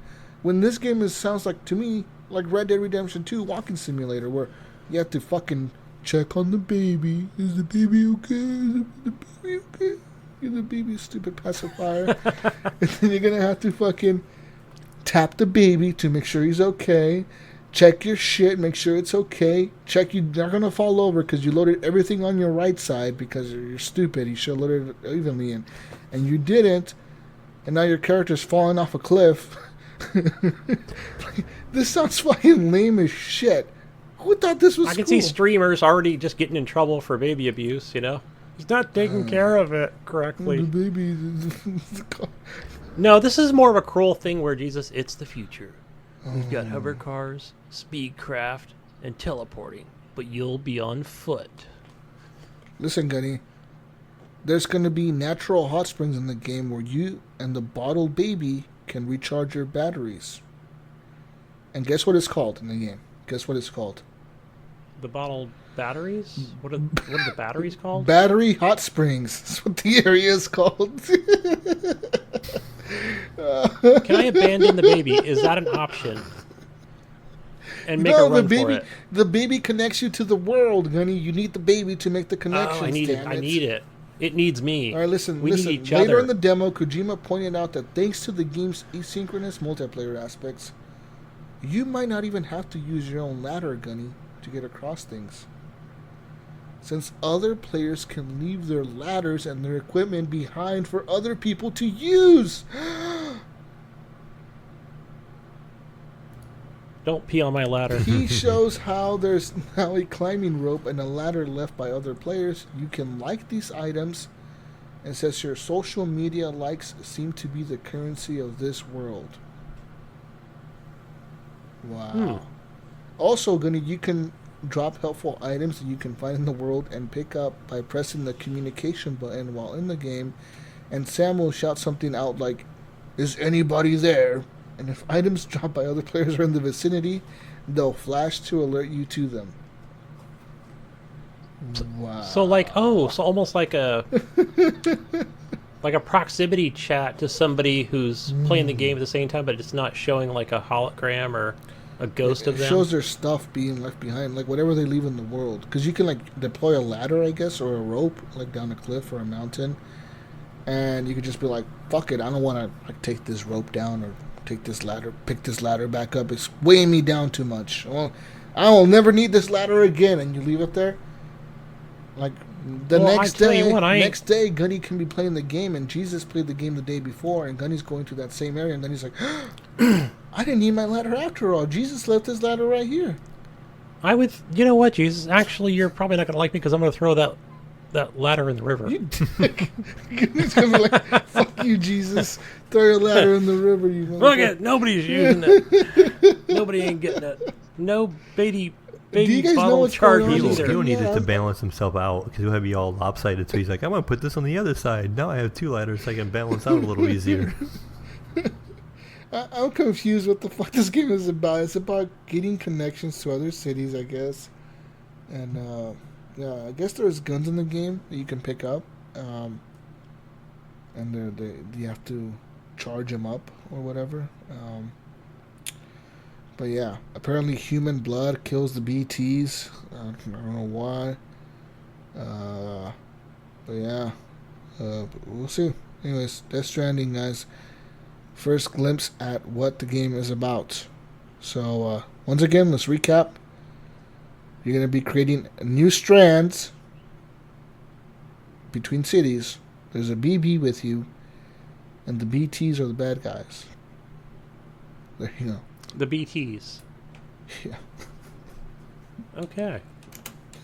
You excited, Gunny? You excited for Death Stranding? I'm a little excited for this story. Do you? Kind Are of see you where gonna it buy goes. this? It reminds me of like a movie I've watched, or I think we have to buy That's what it this. reminds me. We have to buy this. or a don't we? book I've read. We have to buy this on launch day. There's no ifs, ands, or buts, huh? I'm glad it's on PlayStation Yeah. only because I'll let you guys buy it.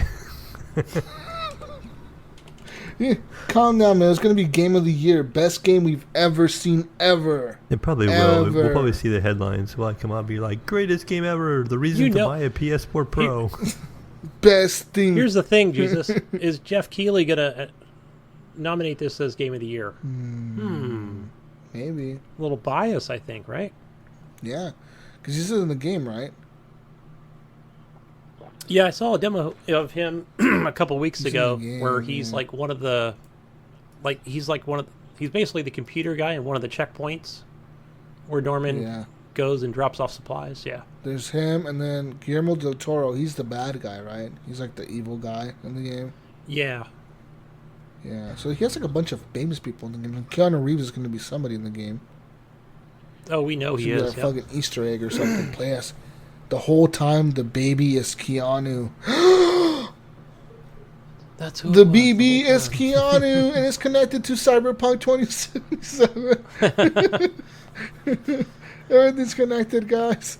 Whoa. Well, when you guys get it too, I want to know which one you guys are gonna play it on the Super Baby mode, where it just gives you the cinematic story and you don't really have to do anything. We Don't talk about do next nothing, week. just- It's the You super just easy watch mode. cutscenes.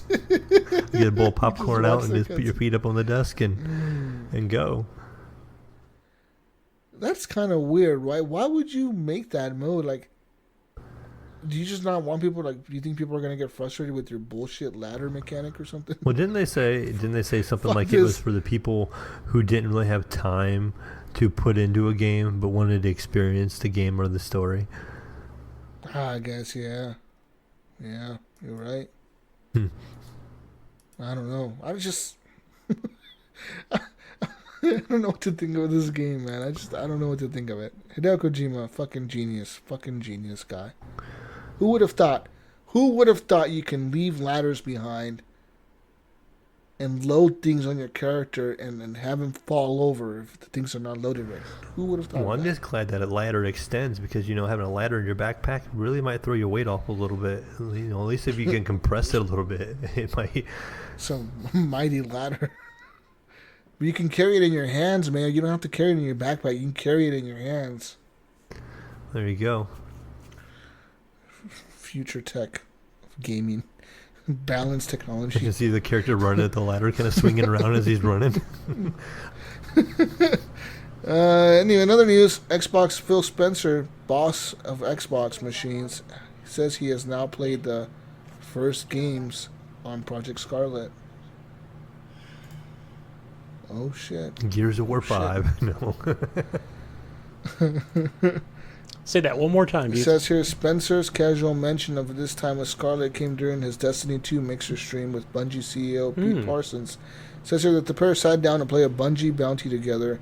Spencer, who is a known Destiny fan, spent most of his time gushing over the game, but casually stated, I played my first games on Project Scarlet this week. He just Just kind of just dropped that, but he didn't mention anything else, Gunny. What do you think he means by these comments?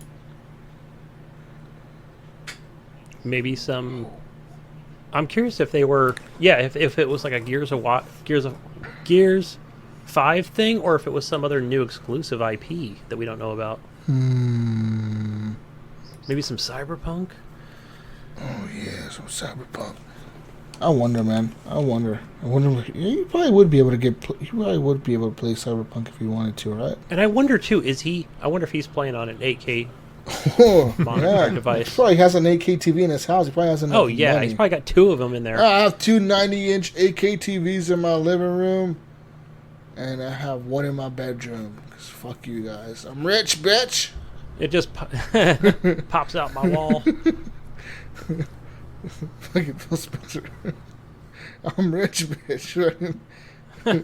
That's gonna be Phil's new saying, right? I got 2 Lamborghinis, motherfucker. No, but he's not as rich as the other dude. What was the other dude? The dude who owned the Blazers and shit? Paul Allen? Oh. Was it Paul Allen? The dude who ran Microsoft. He was one of the founders of Microsoft. Fucking Yeah. He owned like the Blazers and he owned like the Supersonics and shit. He owned a bunch of teams. You never hear about him anymore. I wonder if he's still I think he around. passed away, didn't he? Did he? Yeah, because it's still. Yeah, I'm pretty sure he passed away Yeah. like a few years ago or something. Or a year ago, yeah, October 15th he passed away. But yeah, he was rich as I wonder fuck. if Bill dude. got all that money. $20 billion is how much he was worth. Damn. Wow. Yeah, he owned the Blazers and shit. I remember he always had like a reserved courtside seat at the Blazers game. You can see his seat right there. Like, well, that's where Paul Allen comes and sit down whenever he wants to watch the game. Yeah, Amazing. must be And nice. Bill Gates just like still like probably holds the #1 spot, for being the richest in America. Yeah. Him and a couple others. Yeah. Yeah, you're right. Bill Gates is #1, right? Who was? Yeah. And he spends his days just giving his money away. Well, he probably makes as much money as he gives away every day. Yeah. No, the richest person in America, Gunny, you're wrong. It's Jeff Bezos from Amazon. Oh, yeah. Okay. Yeah, rich motherfucker here. $131 billion. I thought it was that guy that owns that Berkshire Hathaway. But Nope. Jeff Bezos, $131 billion. damn. He just made another $50 million in those 2 seconds we mentioned his name.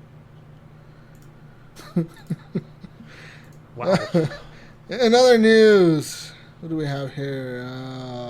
More news. I'm trying to look at news, guys. I'm sorry for the people listening. I don't know if I could find any more news.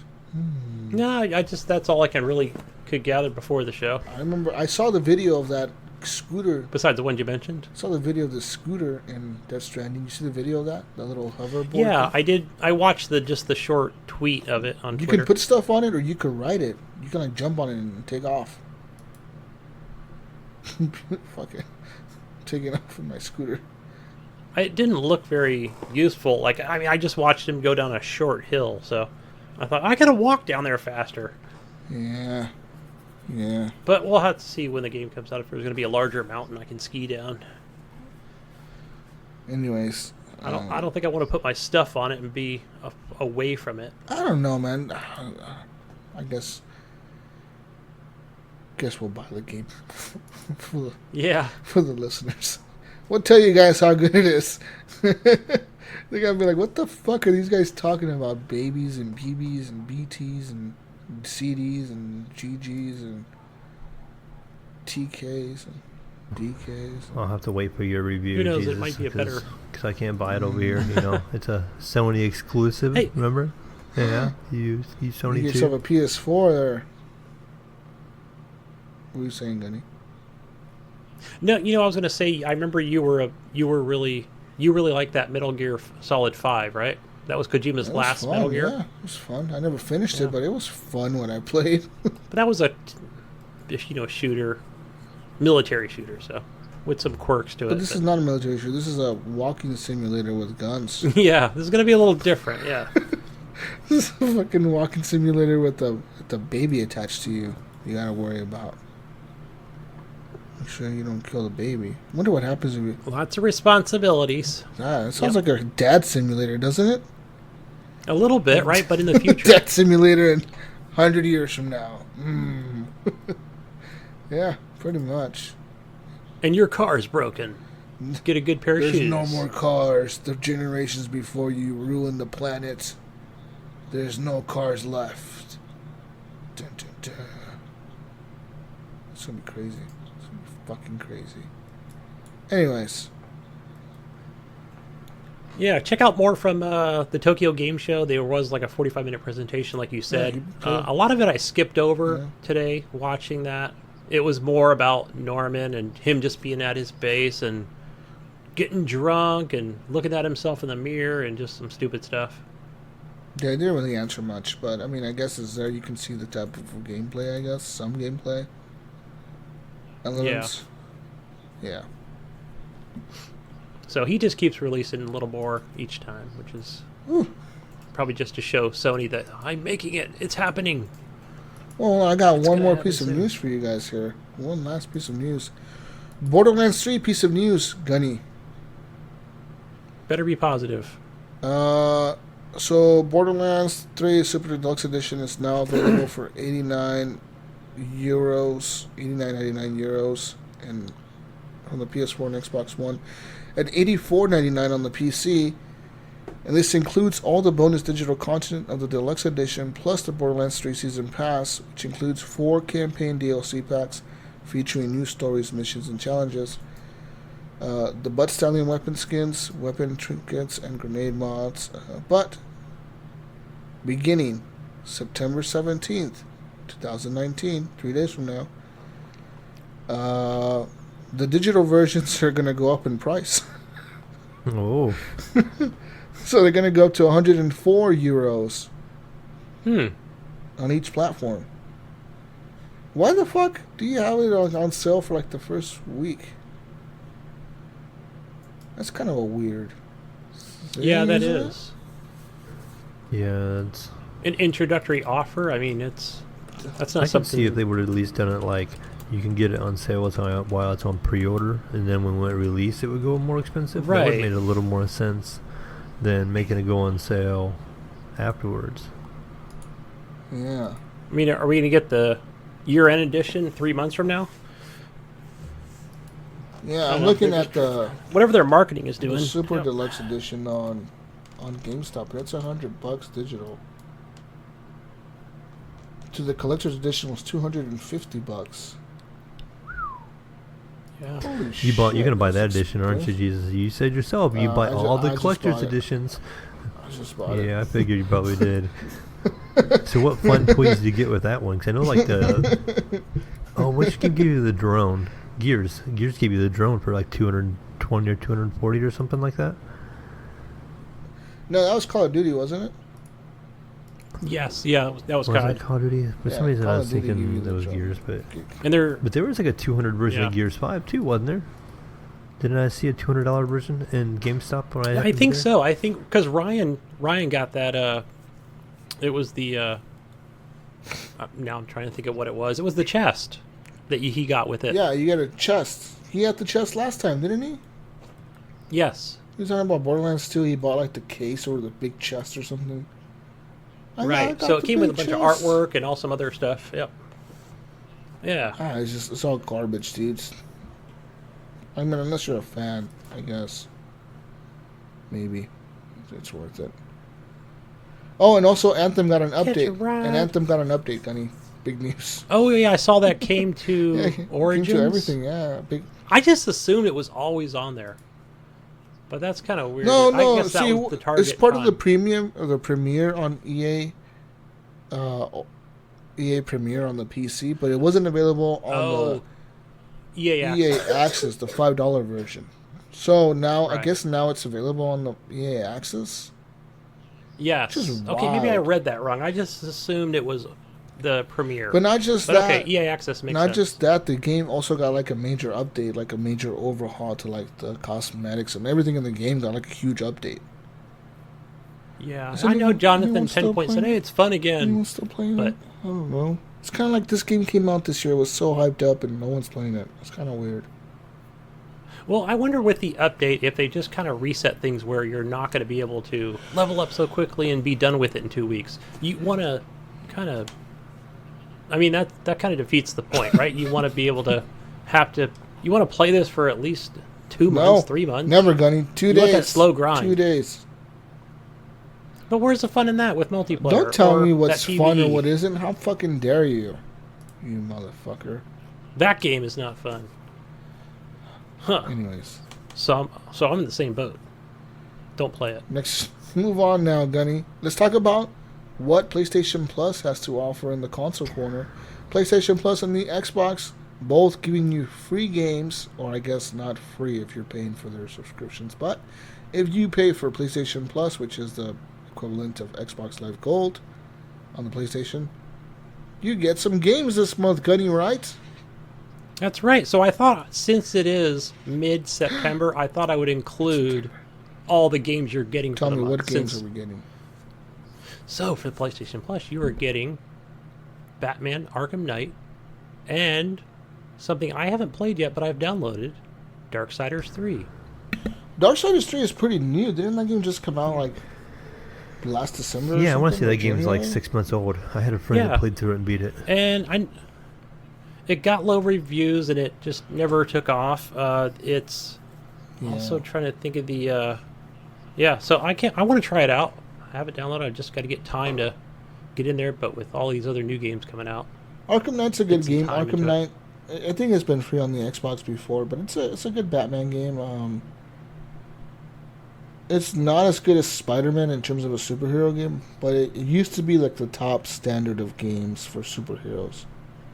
I hear Wasn't you're it? in the car a lot. Yeah, oh, definitely. Like they integrate the car a lot in this Batman Arkham Knight. The car is like the main thing in the game. Like you fucking drive. It's a badass car. I mean, don't get me wrong. The car is fucking legit. The Batmobile. But I forgot but what it's legit because they do call a it. few scenes in the game where like say like you go into a room and like somebody's holding a hostage, right? Like they have guns to like these hostages' heads, and like it's pretty badass because all of a sudden it tells you like press square to call in the Batmobile, and like you kind of like hear the Batmobile like creeping up behind them. You see it in the glass behind them, and all you see is like these dudes with like guns on the hostages' heads, and you're standing there like, back away, Batman, you know, like we got you this time or whatever. They think they got you, like, you know, they think you're pretty much fucked. And then it does like that movie scene shit where like the Batmobile creeps up behind them and it locks onto all of them with like the lasers.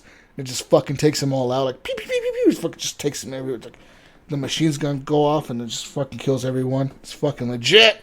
You're like, fuck yeah, Batman, bitch. Yeah, Woo! I'm Batman. I'm Batman. I kill everyone. Yeah, and then you just kill everyone like a fucking badass, Gunny. It makes you feel good. It's a good game.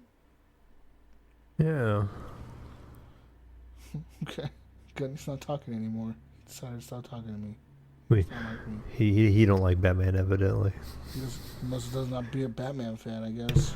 I do. I just have some distractions, so Tell your distractions to go away, Gunny. God damn it, you.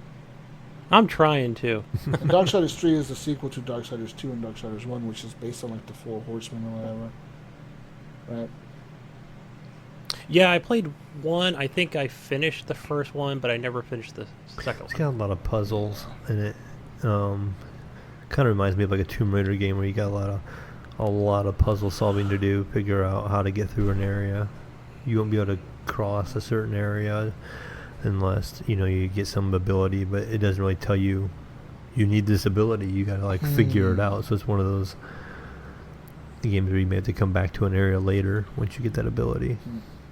One of those. One of those. Fucking tomatoes. I think I like the Xbox versions better. What they're offering up for us here. Yeah. So did you guys talk No, about not yet. those No, at no. all? Talk about the Xbox one. All right. So, because I had some distractions, I apologize. Yeah. So, for the Xbox One, we have Hitman, the first complete Fuck, season. that's good. So that was that the 2016? Is that the... Because we're already into Hitman 2, Yeah, we're in right, season- at this point, for Yeah, 2019? Hitman 2, I guess you're So right. Yeah, we're into the... 2017 maybe is when that Hitman reboot came out. That is really It is good. really I would fucking- periodically go back during the week It's really fucking good, man. Like, and if play. you're a fan of excellent. If you're a fan of Hitman, the original Hitman, like Hitman Contracts, Blood Money, and all those original Hitman whatever games, not Hitman Absolution. Don't count that one. In the Hitman series, Hitman Absolution is fucking garbage. That game doesn't count in my head. No, I thought it was really good. Fuck you. Thought it was Fuck good. you. It's not a course Hitman Gunny game. It's a would, fucking. right? It's It a didn't fucking. have much on it's the a fucking corridor replayability. shooter. It's not a Hitman game. A Hitman game puts you on a level and lets you kill people however you want to kill them, and it makes you. But it had a really good story. But it makes you figure it out. Oh yeah, I guess. But I mean, they could have had that story, and had you do the missions like you normally do them in like this other game. You know what I mean? Yeah, the missions were small. They could have been larger for you to kill. For in different example, ways. like in the new Hitman, in Hitman 2, there's a level, or maybe it would have been in Hitman first season. There's a level you're like in the Middle East, right? And like they have these missions that like make it really hard for you because they have like somebody chasing you in the game. Like you have a target to kill, and there's like an AI in the game that you don't know who it is, but their job is to kill you. So you're always watching your back as you're playing the game because you're like, fuck, somebody's chasing me, somebody's after me, somebody's coming after me. And you don't know who the fuck it is. Then next thing you know, this guy shows up looking like Michael Myers. He just chases you through the whole map. Yeah. He fucking kills you. And like, it's fucking cool, man. You know? Hitman Absolution didn't have that shit. You wouldn't be able to do something like that. It's just not as good, in my opinion. But Hitman, the complete first season, amazing fucking deal right there. You get it, people, and play it. Yeah, and it looks beautiful if you're playing on console. Yeah. I highly recommend it. I'm sure it's optimized for PC as well. But the next game we have is this one. It's called We Were Here, and I looked this up, and it's a free to play on Steam. So I don't know why it's like not just a free to play on Xbox. It looks like a lame puzzle game, but then you're on a walkie-talkie with one other person to get you through these corridor puzzly Is this a places situation where the game just came out on consoles, so they're giving it away on the Xbox Live with Gold? I never thought of that. I didn't actually look to see if that's what the case was. Because you're right. It says here, PC release date, February 3rd, 2017. Yeah, so it might have been an introductory console And free it to says play, here- especially if it's free on Steam. It's only available on the Xbox and Xbox console launch exclusive. Okay, yeah, they do that, right? PlayStation does it as well. Release date, September 16th. But it's for a lot of games that, that are kind of So it is about, coming so- out. It's coming out on launch day for the Xbox One. Games with Gold. Yes. So, and I think that'll be, by the time you hear this, it should be out. And for the Xbox 360, which are mostly everything is backwards compatible, so you will get them to play those on your Xbox One. And that is Earth Defense Force 2025. How are these games? So for you Earth Defense Force fans, are you one of them, actually, I was just going to ask. How are these games? I've never played any of them, actually. I haven't played any recently, but I did play one of them back on the Xbox 360, and it was okay. Like, they're not the greatest looking games, but they're think of it like you kind of get these horde modes, and you go to a certain area in the city, and you fight a bunch of, basically they're ants. They just call them bugs, Like a wave survival kind of thing. That's all you're doing is just shooting bugs. It's a fun multiplayer, right? I'm assuming it's co-op. Spiders, ants, and spiders. Shoot 'em up. Yep. I don't know if it's fun. It's okay. And some of them are like ants or spiders with wings, so you mixing got to it up fight a them in the little sky bit. too. You're in a big mech, man. Oh, see, mechs are fun. Ghost Nico loves mechs. Maybe Ghost will play it with me. Pinpoint likes mechs. It's a very Japanesey game. Put it that way. Yeah. Yes. One step forward, two steps They back. had one come out. Very hack and slash. Very, there's bugs with wings that show up and shoot lasers out of their eyes and shit and fucking weird shit.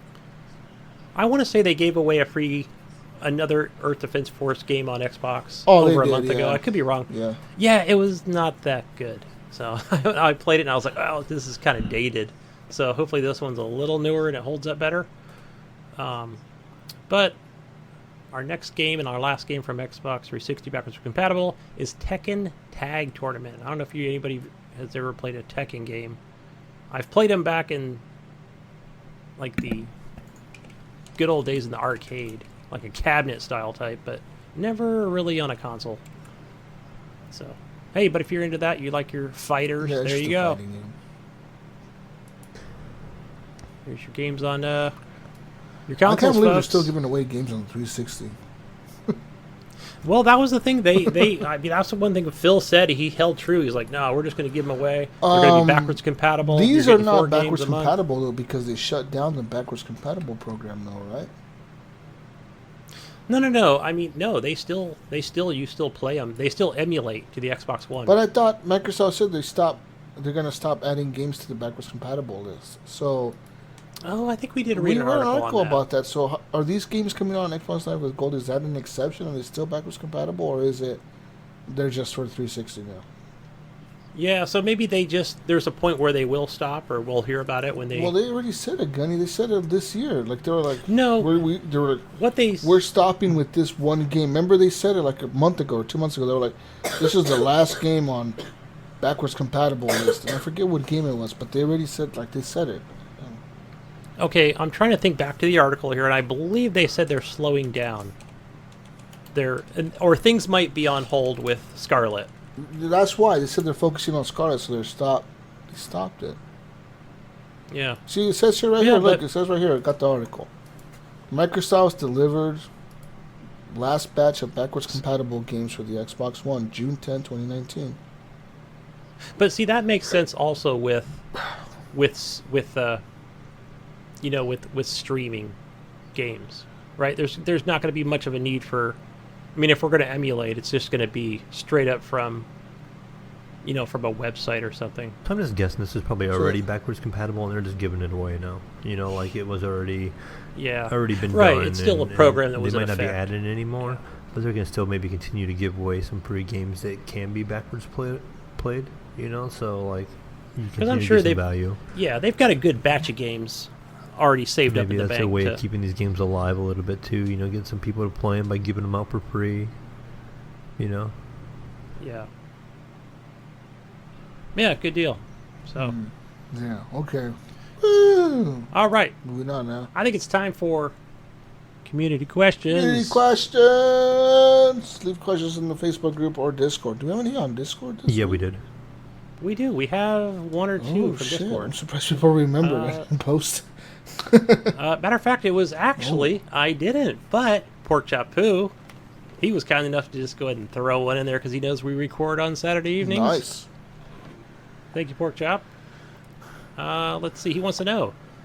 I thought he had a different question, but here we go. He says, anyone hyped for the new Left 4 Dead style Resident Evil? Yeah, like I said last week when we talked about it, I think it'll be cool. Yeah.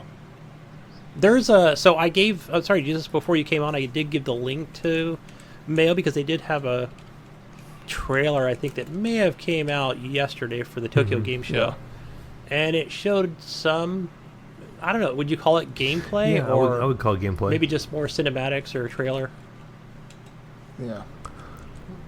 But Looks a lot like Left 4 Dead. for me, it looked like...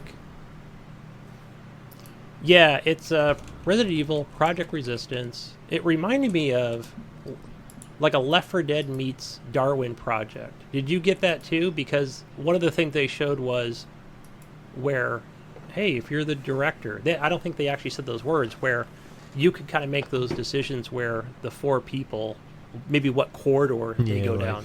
So this would be great for you can streamers. make it harder for the group or whatever. So that would be kind of neat if you could do it as a It sounds like streamer. Darwin You'll Project. close down a corridor or Yeah. a section. Yep, a wing. Release the Nemesis. Yeah, I saw Mr. You X throw in the there. Nemesis at these motherfuckers and be like, yeah, I'll throw Mr. X at him. Guess, is Mr. X part of the Nemesis program? Is that what it is? What Resident Evil game was it? I'm trying to think of the one that I told you I had a hell of a time playing. Raccoon City? Operation Raccoon City? Yeah. Was he in that? Because I never made it past the I don't first know. stage before I almost I know the broke Nemesis disc in was half. in that one. and they had a bunch of like the liquors or whatever on them. Yeah, this trailer looks cool as shit. I'm excited. Yeah, it looks kind of like I'm thinking it's going to be more action oriented. We're not going to know. I guess we won't. If it's going to be like a Darwin type thing, project game, where we're not going to know what the director. We'll know like where he or she shuts down a certain thing, but I think it'll be fun to stream it. Jesus, what do you think? Oh fuck yeah, dude! Can you imagine being like stuck in a fucking, or like if they integrate Mixer, that fucking Mixer shit where you can like make some have people vote on well. shit. You know, people spend sparks to throw Mr. X in the fucking room. Have Mr. X chase him down the hallway. Spend 10,000 sparks. Some people do that shit. That'd be fucking sick. Kind of like they did with Deep Rock, you know, like when I would watch and I could spin sparks and I could spawn different enemies. I did see some like bear traps you can put down, you know, that would cause an issue, but you could just like drop like a Mr. X or a Nemesis or something, you know. Fuck yeah, put a bunch of bear traps down by in their fucking hallway into the next room, or some crazy shit, or like have their next room only have like a pistol. That's it. They only get pistols. They don't get anything else. Or make it so they have to go back to the original Resident Evil controls. It's like a deep. You can only turn like a quarter at a time. Oh, great. Oh, fuck. That make insane. Everybody trying to fight and they're turning like barely, you know. Hey, do you remember in Left 4 Dead? I don't know if it was just one or if it was the same thing like in Left 4 Dead 2, where, you know, when one of your partners dies in the game. Remember when they came back, like after, like it was a timeout, and you had to like go to a door, like you know, in a building to let them out, right? That's how they. That would be cool, like in this game where it's like, no, I'm already back in the game. You just got to let me out of the door. You're just trying to make it to that door. That'd just be epic. Okay, I look forward to it. I'll see what they can do here. I'm excited for this, and I'm excited for Operation Outbreak by Rainbow Six team. So yeah, we haven't heard much from them. I'm hoping to get an email from them for a beta. That'd be so sick, dude. I look forward to that, because that mode with when they came, because that mode was kind of in that Rainbow Six Siege a few months ago. They had it for like a week or something, or a month. That mode was really fucking cool, and it was really well done for like a month mode. Even like I think I was playing with Brink or something, and I was like, Brink, like this seems like too well done to be like a monthly, like a 1 month, a one-time thing. You know what I mean? It was way too well done. It had its own maps, had its own intro cutscenes, its own exit cutscenes. You had to escort the doctor out and shit. Like it seemed like too well done to be like a 1 month event thing. I think it was just them gauging how interested the Rainbow Six people would be in that mode. You know what I mean? Because that shit was fun. It was really cool. Yeah, good stuff. But our next question comes from Shiloh Jocelyn. Wants to know, when are you going to get those cool dudes from Mom's Basement Gaming on your podcast? Hey, what's going on? I'm not sure. Hey, we'll reach out to you, Shiloh. Yeah. We'll definitely reach out to you. We'll reach out to get you on the show, because this is a community show. This is where we get there. Reach out to us. How about that? Yes. Yeah. Message us. All right. Our next one from Jonathan Arcelo. Nipron, what's up, dude? He wants to know, what's your most embarrassing moment while working? Mine was on the first day of the job in a DNA storage facility.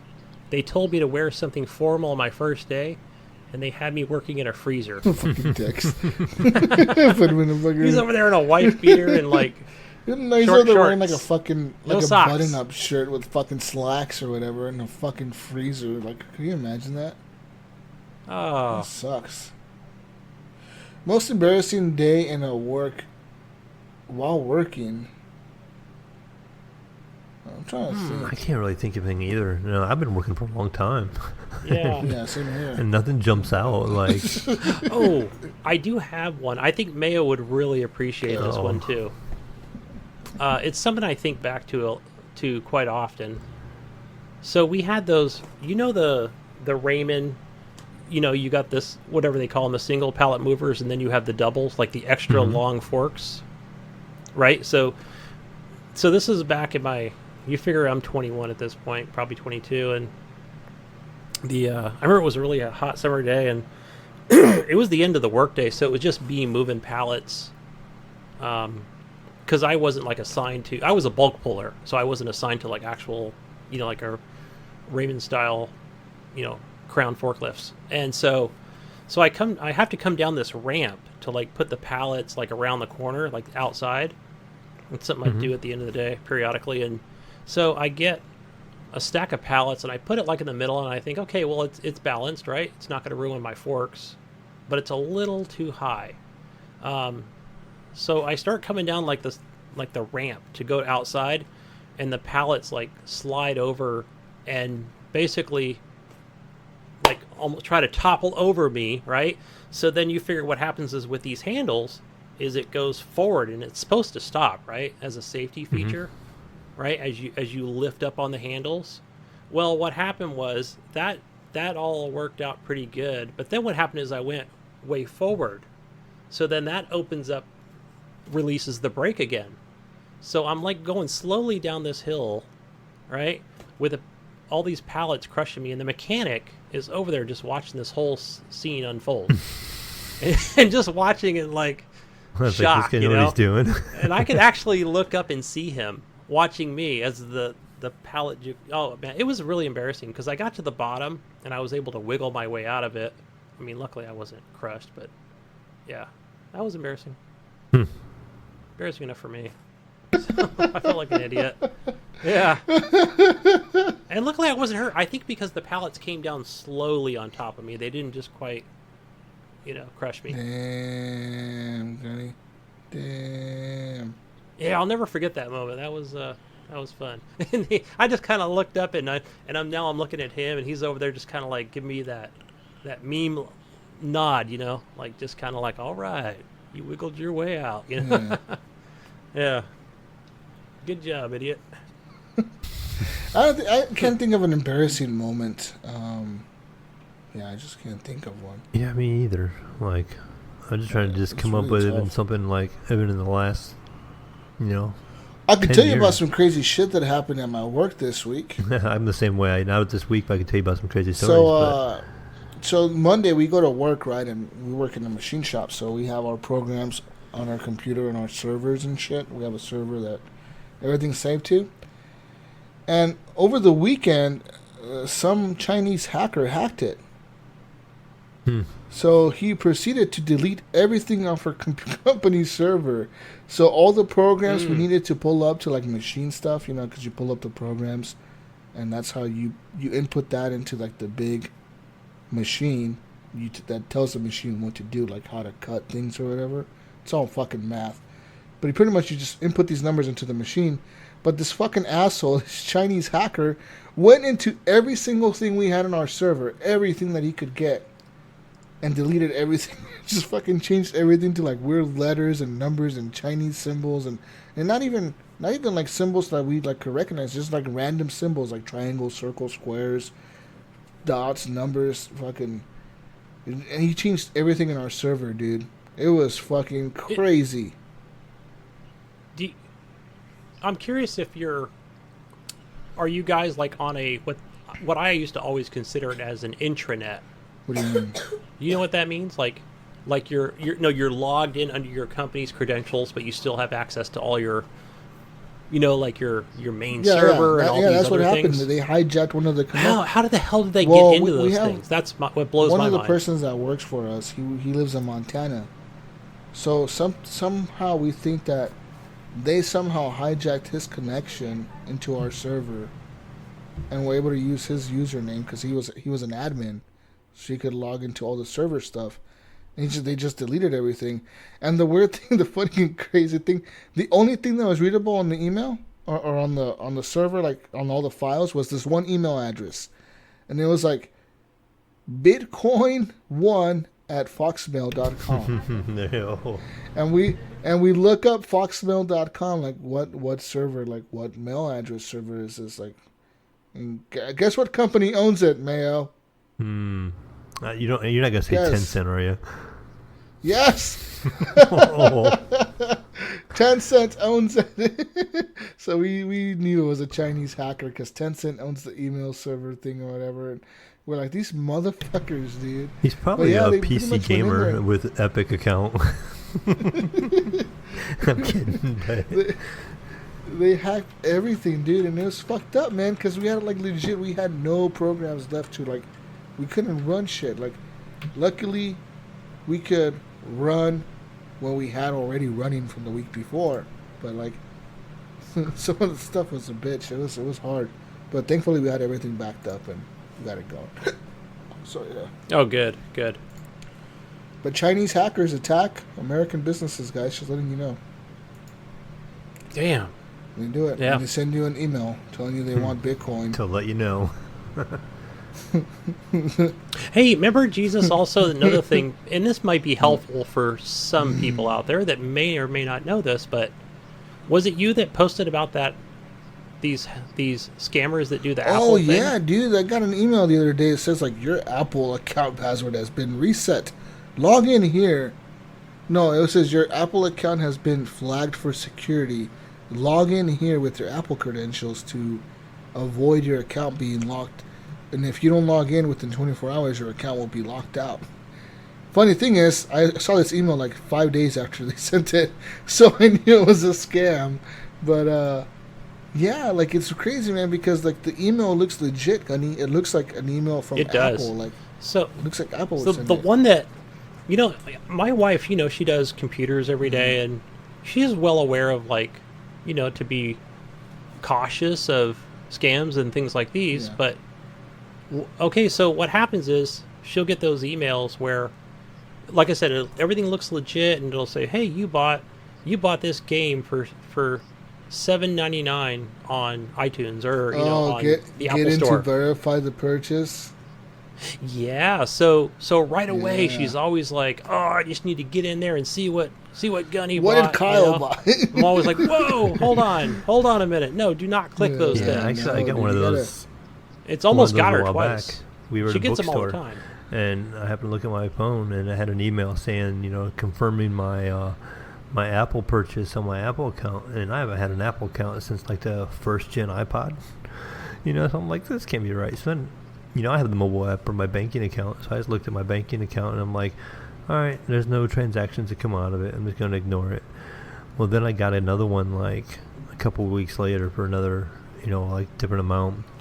And so I just actually called Apple and it was like, hey, what is this charge supposedly? Because it's not coming out of my account. I'm pretty sure it's fake. Yeah. And they actually have a website you can actually report it, and they have me upload the email address and everything to them. So and I never got anything since. So. And I gotta say, Apple, the actual Apple customer care is really good. Like, you get to actually talk to somebody that Apple, knows yeah, they know their what's shit, going on. dude. Because I've called them before on things like where, and I'm sure Android might be a little bit different, but you call them up and say, hey, I don't think I bought a game. I think I bought a subscription, because that's something you got to be careful about too. Like, hey, here's something for this game for $5.99, but then you realize, no, that's monthly, right? It doesn't. I think it's a little predatory in some ways, but where it's like, okay, but they make it difficult for you to actually go back in and unsubscribe before you get charged the $5.99, whatever it might be. So yeah, just be careful out there. Yeah. I think I'm glad she actually asked me about it first, because she's almost clicked on that link several times. Man, that links, those are log dangerous in. because can you imagine how many people actually fall for those links? You know what I mean? People that are not even old people, but teenagers or little kids I could see falling for that. You know what I mean? If you have a fucking 12-year-old that has an iPhone and like, what the fuck is this? They would click on it and log in, and next thing you know, your shit's been fucking hacked. Now your Apple account is locked. Good thing is, though, Apple will work with you to get your account back. Yeah, they're They're pretty very good good about it. about it. They actually, as long as they can verify you're you. Because one time I called them and I couldn't verify. I couldn't remember the answer to the stupid fucking security question, and the lady's like, "Sir, what street did you grow up on?" And I'm like, 23rd Street, and they're like, "That's not the right answer." So I'm like, "Fuck." I'm like, 22nd Street. Like, "Sorry, sir, you did not spell it. Like, how did you spell it?" And I'm like, "No, like, did I write it out or did I spell it out?" They're like, "We can't tell you that. You have to know." I'm like, "Fuck." I'm like, "Give me a hint." She's like, Give me a hint. Yeah. That's Hint gonna number help. 2. This guy doesn't seem suspicious at all. Sounds like She like legit would not give me anything, dude. She was like straight up like, "No, sorry, sir, we cannot confirm this is you. We have to hang up the call." I'm like, "You motherfucker, dude." She's like, "You can call back and try again." And I sure as hell called back and tried again, and then we tried something else. And there's different ways they can confirm you're you. They can email you, they can call you, they can verify your address. they can text They you. can text you. They can text you. They can text you on your computer or shit. If you have an iMac, they can be like, we'll message you on your Mac right now. Just turn it on. It's like, okay. they do all kinds of shit. They're pretty fucking connected to your shit. So, yeah. You hear that, Mayo? Apple Life, baby. That's right. Apple Life, Mayo. That's what it's about. Woo! They won't give your passwords away. They, Apple Life, they specialize in emails. I mean, that's their expertise. I was just for our listeners out there, I was gushing over the Apple broadcast this past. Oh, did you see the new iPhone? The Or iPhone Monday. 11 and 11 Pro. Yeah, and the new iPad iOS I don't think the new or OS. iPhone 11 looks good, man. I'll stick with my SX for a while, I think. Yeah. Hey, I mean, look, I'm still at a 7. My 7's great. I have no issues with it other than, when they first sold it to me, it was broken, but fixed it for free, so I'm happy with it. Yeah. Once they make like a 10, it's going to be something reasonable that I can trade in for a good price. What do you mean the 10? It's have already, this we're at 11, Gunny. What are you talking about? You know what? Get caught up I in the know, times I'm over here, going to be Mr. behind Apple. the curve Give me with on the Gunny. We're at phones. 11. What are you talking about 10, Gunny? Come on.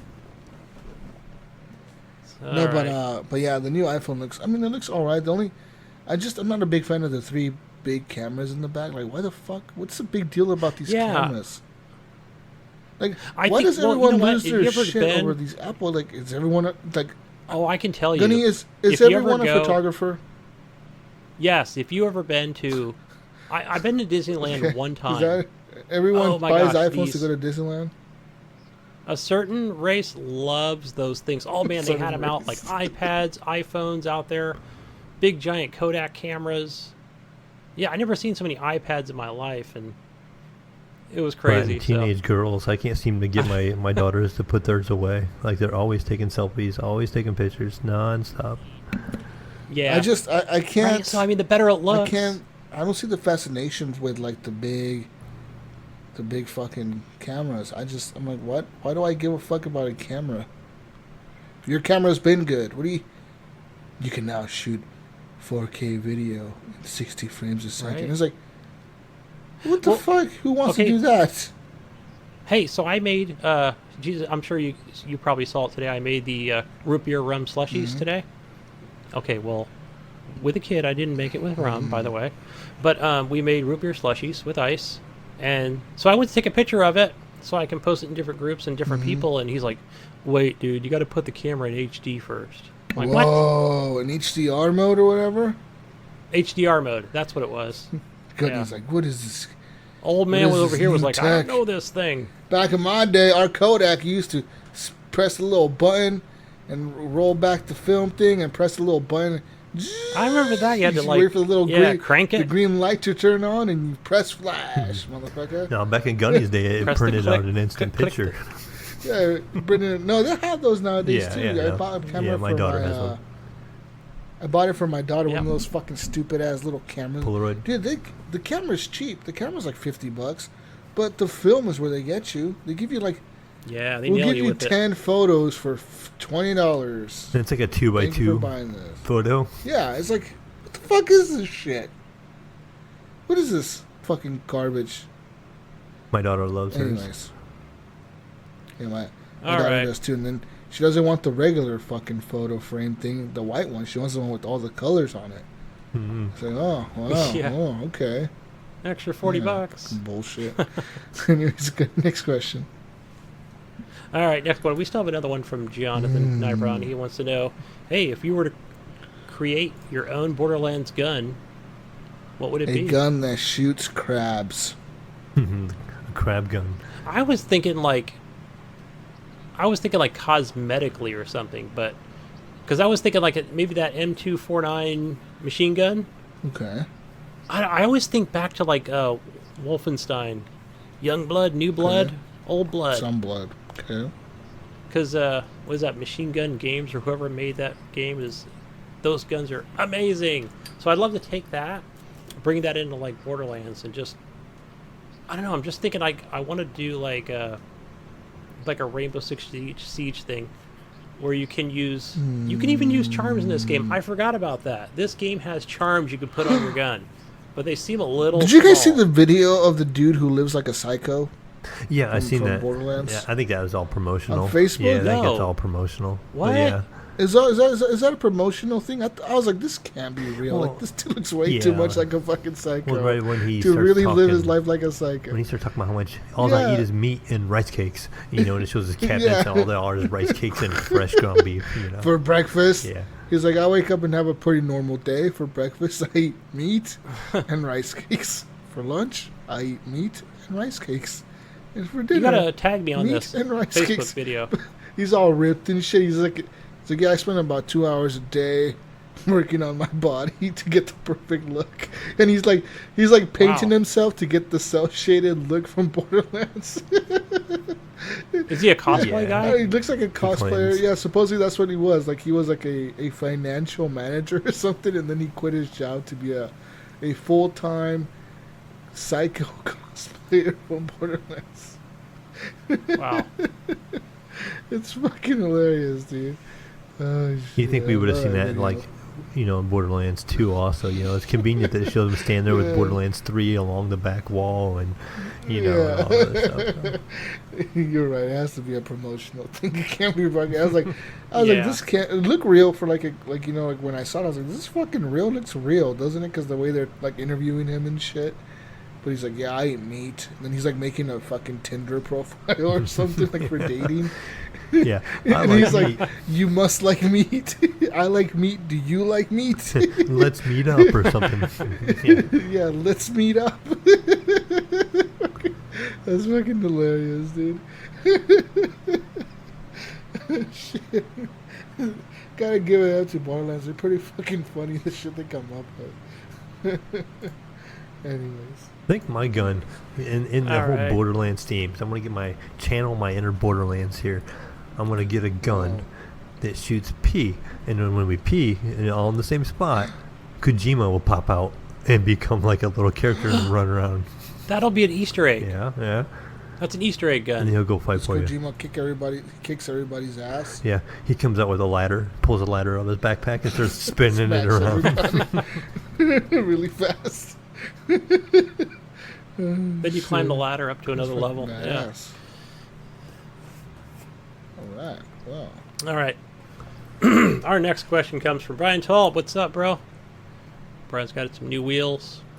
He wants to know, are you buying the Nintendo Fit Ring? I've seen that. Have you seen the videos of I this? started watching it.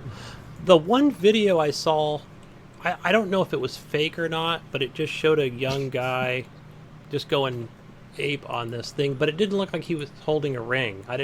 It looked like he was doing something else, but what does it do?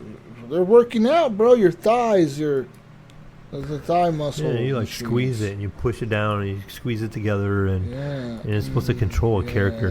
This is like kind of like we had the Wii with the Wii board or whatever it was Yeah, except for a called. ring you hold in You your can hands. hold it in your hands. That was and more of use a- it to like squeeze them together to work your arm muscles.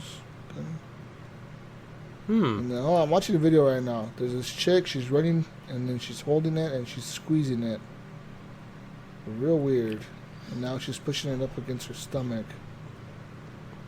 And now she's leaning with it. I mean, this is fucking weird. And I take it you can just track all your stuff on your. Oh my. Switch, huh? My. What is she doing with this thing? Oh my god. The butt power? What is the fuck is going on right now? Jesus Christ. What This version is of this a Nin- remote this is or controller did you Do a buy? button punches Nintendo with it? company? What is going on right now? What is this? Jesus Christ. The Ring Fit Adventure is the game that comes with it. Huh. Oh, shit. Yeah, Gunny. You gonna do the squats, Gunny? You gonna do the squats? I can do The that. squats and the squeezing the ring. Oh, yeah.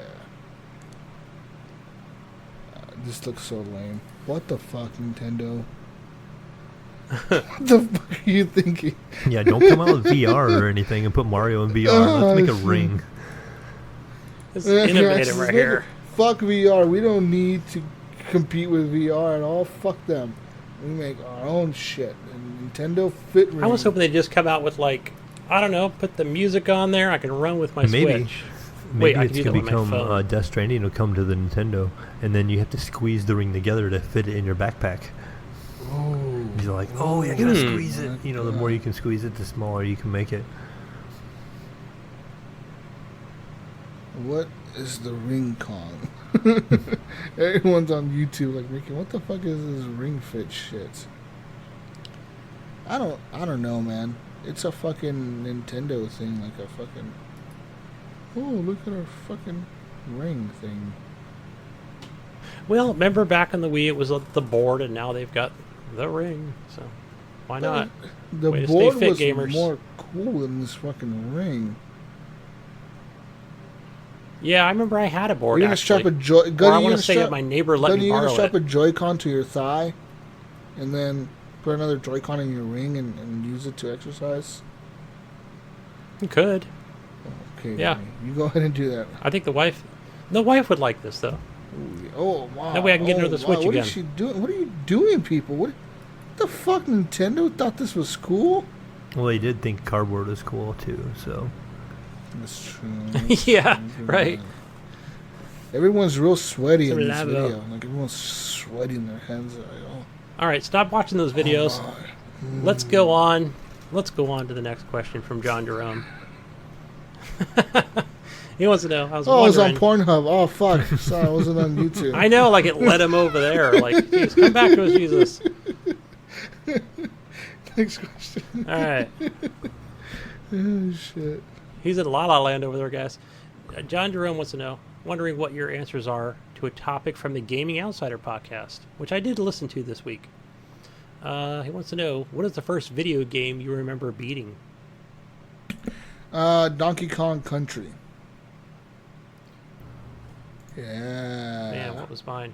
I'm trying to think if it was, I believe it was Super Mario Brothers 1 Yeah, right there with you, Gunny. on the The regular NES. Super Mario Brothers. Yep. Because I beat it so many times, it's still like fresh on my brain from like how many times me and my brother beat that, or we've beat it like different times. That and Zelda, original Zelda. But I believe it was yeah. And that's only Super because Mario like Bros. the number Atari one. games just never ended. You know, them Atari games, they would just loop, Yeah. you know. Because it was kind of my first real like console, yeah. Mario was probably one of the first few games that actually had an ending that I can even remember. Like I can say back in the Atari, it was Yeah, looped. yeah, like an end Or boss. the arcades, Yeah, you know, the games just looped, they kept going. yeah, because I don't remember like if like Excite Bike, right? You just kind of finished a race, right? Which I like that Yeah. game. That is a lot. good question. What the first game so- with an actual ending was? I want to maybe guess it was Mario. Yep. That would be mine. Do you have one, Jesus? Yeah, Donkey Kong Country. That was it. Okay. All right. All right. Brian has another question, guys. Are we still planning on going to the HGP Area 51 raid? When is that coming up? The 20th. It's gotta be like- days. Damn, 6 days from now. I got to get Let's packed. go, Gunny. We're taking the Jeep. He wants to know what things I should pack and have in the Jeep to be well prepared for. I mean, anything you pack, it's not going to matter. If we're going to die, we're going to die. Yeah. I mean, it's just, what do you want I to just die thought about with? bringing lots of water, so at least I can die hydrated. Yeah, lots of water would be nice. We're in the middle of the desert. Yeah. I don't want to die of dehydration. You I'd rather see- just You see on the news that the Just state go of out. Nevada declared a state of emergency, and then the fucking county again declared a state of emergency. So the county and the state both declared states of emergency. So now they have like cops from like all over the country going to fucking that area. yeah. Well, didn't they say there's like, what, 20 police officers for the like entire... the entire county, which is like, because it's empty. Like, Yeah. if you've ever been out there, I've been out there a few times. And, you know, I drove through there once on my way to Oregon, drove there on the way back to Vegas one time, and then been out there in general because I lived in Vegas. We would go out to these ranches and shit and see horses and shit. But, like, out in the desert, there's nothing, dude. Fucking legit. There's, like, maybe one town with, like, one gas station, one little diner, one little, like, 2-floor little motel thing. And, like, that's it. That's the town. Welcome to our humble town there, sir. Mm-hmm. That's what it feels like. It feels like some Hills Have Eyes type shit. You know what I mean? Oh, definitely. You know that's probably where they filmed that's it, exactly where they fucking filmed it, probably. That movie was freaky. Yeah, some freaky shit. But hey, one thing I know I got to take, Jesus, is... Because I looked at the map, like, just on Google Maps and just different ways you can kind of get to Area 51. Definitely a gas tank. Like an extra one I got to carry. You don't want to get stranded out there, Gunny. No cell phone service. No. You can get out there, but then you better make sure you have enough fuel. Can you imagine being to get stuck back. out there in the middle of the night with no cell phone service and nothing? Just like your car. Man, pitch black. Pitch black because there's no lights. And you hear rattlesnakes. Rattlesnakes and coyotes. Oh and my gosh. Yikes. the donkeys. Donkeys will get you, Gunny. What about Those aliens? burros. Yeah, pretty sure there'll be some aliens out there too. And the Hills Have Eyes people that live out there. Oh my They'll gosh. get Yeah, you those too. guys. They'll get you too. You gotta be careful out there. Yeah. Mm-hmm. I have my plane tickets ready All to right, go. we'll get ready. I'll be flying out to you soon, Gunny. Fucking Mayo. I'm just gonna, if you don't mind though, I'm just gonna stay out there all winter because I'm starting to not like winter. So if you don't mind, just like I'll bunk with you for a little while, all right? For Mayo, Yeah, it doesn't if snow Mayo there, was to so- go down to Gunny for winter, he would be like fucking sweating every day. He'd be like, "This is fucking hot as shit. Oh no! How do you live here, Yeah. Gunny? How do you live here?" No, actually, I think he'd be okay where I live, but yeah, not down there. Like, that's a totally different microclimate. I would just stick in out for a itself. little while. Like I remember one time we went to Florida during the winter, and we go down there, and it's like 60 degrees that day. And I'm out there in like shorts, t-shirt, like this is amazing. And everybody else is wearing sweatshirts and they're Yeah. cold, and you're like, this is so cold. I don't know how you can stand it. And I'm like, what? Yeah. You know? This is fucking nothing. Yeah, I remember going to Vegas and like all my family, they were all wearing fucking hoodies. You're gonna get sick if you don't put on a jacket. I'm like, dude, it's like 50 degrees outside. What are you talking about? You're Right? gonna get sick? I'm not gonna get sick. This is perfect weather. Like, oh my god, you're gonna get sick. I'm like, what the fuck? They're like freaking out because I'm not wearing a sweater. I'm like, this shit's like 3 times as warm as it is in Oregon right now. It's all fucking snowing out there and shit. They're like, oh my god. Yeah. Freaking the fuck out. You got a Hawaiian shirt on. Pretty you know? much had like shorts on, like a fucking t-shirt walking around. Like, this is fucking nice. But yeah, it's fucking weird. Yeah. All right, our next one. Let's see. From Jonathan Nipron again. He wants to know, have you ever felt so bored that you don't want to play any games at all, but you want to play something? All these new games coming out this month, and I just want to sit there and stare at my monitor. Yeah. That hits me like a lot, dude. It's kind of weird because, like, you know, I don't know about you, but I always say I have nothing to play, but I have a lot of things I could play. Yeah, I'm right there You with know, you. and it's kind of weird. I don't know. I don't know. Cause I guess it's just having too much, man. I don't know what it is. Because as a kid, I remember I could play the same game over and over and over. Like, I could play GTA Vice City like 10 times over and over and over and like beat it 10 times. But I couldn't do that now. You couldn't get me to play like Grand Theft Auto Right. 5 and beat it 10 times. Because I just can't. Yeah. I don't know. I think. It's kind of weird, right? Yeah, I think we got spoiled and we're programmed now anymore that we need another game. I need another game. I need another game. You know, back then we were. You need the newest I was thing. content. You know, back when I had my Nintendo, I don't know how many times I probably played Yeah. Mario Brothers, or how many times I probably played like the 3 or 4 games I owned on the Super Nintendo when it first came out. And I'm like, Yeah. I'm gonna play these games forever. You know, but. And I remember back then, I didn't even own that many games. The only reason I got to play different games was because we would go to like Hollywood Video or Blockbuster and rent shit. we would go to my cousin's house. He owned all the consoles. Every console that came out, they would buy it for him. So we would just go over and stay the night there and play like the PS2 when it came out and the fucking Dreamcast and all that shit. And I remember just fucking him owning all the games, and I would just go play them there. But yeah, like, but I also remember just being able to rent everything and like actually only owning like 3 or 4, maybe at most 5 games. You know what I mean? And nowadays you got access. Oh, I have access to like hundreds of games, and I'm still like, I don't know what to play. Right. Speaking of, I think we have to set up our family sharing again. Jesus, I don't think you kind of lost my access to my games. I think. Oh yeah, I remember last time. Yeah, I lost it. Yeah. It does that. It'll periodically. It's because of my Gears problems. Yeah. Mayo had me reset Windows. Yeah. I had you reset Windows. You said I'm going to nuke it and throw it out the window. I was going to throw it out the window. I was getting pissed off on my PC, and I was going to throw it out the window, guys. Hey, but I kind of looked at Johnny's question as something a little bit different where... Ooh. No, I guess maybe it could be like 2 different things where... Like, I remember that Steam sale. I bought 4 games. Not very popular games. It was something like Dark Quest 2 and just like very PC games that I've just kind of dabbled in. Nothing enough. Not much there to talk about like on the show. But I thought, oh man, I bought these 4 games. These are the 4 games that I want. I'm gonna play these because they've been in my wish list. Best games ever. Yeah, Shadows Awakening. This game looks really cool. Yeah. And, you kind of get in there and you stare at them for a bit. You're like, all right, I don't want to play those. That was me with PUBG on the PC. I was so hyped.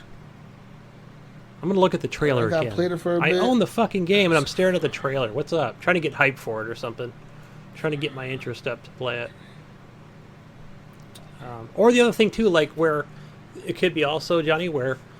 you like, hey, you work at a job and then things are happening, and whether it was an 8-hour day or it also depends on 11-hour day, right? Yeah. And then you come home and you're like, oh, I'm gonna go. There's been a few days just kind of get it all off my chest, and you just kind of like you just don't want to. You just don't want a game. You're just like, well, maybe I want to watch a movie instead. I don't want a game. Like almost for me, that's like every Monday for me. Like I try to game on Mondays because I get home, I got 5 something, right? I'm like all day I'm sitting there thinking like, fuck, I'm gonna go home and play like Star Wars. I want to play fucking Battlefield. I want to play some PC, some PUBG or some. And then I get home and I'm like, I don't want to turn on the PC. I just want to like lay here and how about we turn on Netflix and watch some shit? Yeah, because there are days where you just want to take it all in, right? As far as like absorb something from, like you said, a Netflix, an Amazon, a Hulu thing. You don't want to put too much thought into nothing. Yeah. Where I'm opposite of you, Jesus. Where Monday I'm off on Monday, so I'm doing my my chores. And then I'm coming back and boom, like I'm immediately just gaming on just games I have on Steam or on Xbox. Yeah, then too, so, trying to get as much in as possible. I also get the times where I feel like I get kind of overwhelmed, and then there's like in the situation now, I have Borderlands 3 and Gears 5, and I sit down and it's like, which one do I want to play? And I'm like, do I really want to play Gears 5 right now, or do I really want to play Borderlands 3 right now?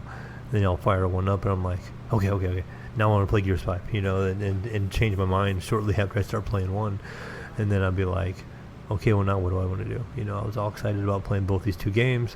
Yeah. Now I played them for each like a half hour, 45 minutes, and now I'm like, all right, now what? I'm kind of bored, Right. Yeah. There's only 300 games sitting on my list here. So, all right. Our last question here, I think it might be our last one, but it comes from Jeff Rittenor. He wants to know if we're really excited for this Tropico coming to iOS. Tropico's coming to iOS? Is it 6 or 5? What the fuck? Tropico's coming to iOS? Is there like a special mode? Yeah, is this apparently. An Apple game. I gotta look at my Apple Store. Okay, so also, if you could have any game come to mobile, what would it be? What game would we have on mobile that's not already there? How about a Destiny 2? No. I don't know. It's so hard to play any kind of game on mobile. I feel like I could play that at work, or between on breaks, something to that effect. So.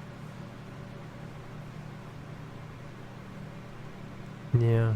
I don't know. I would do that.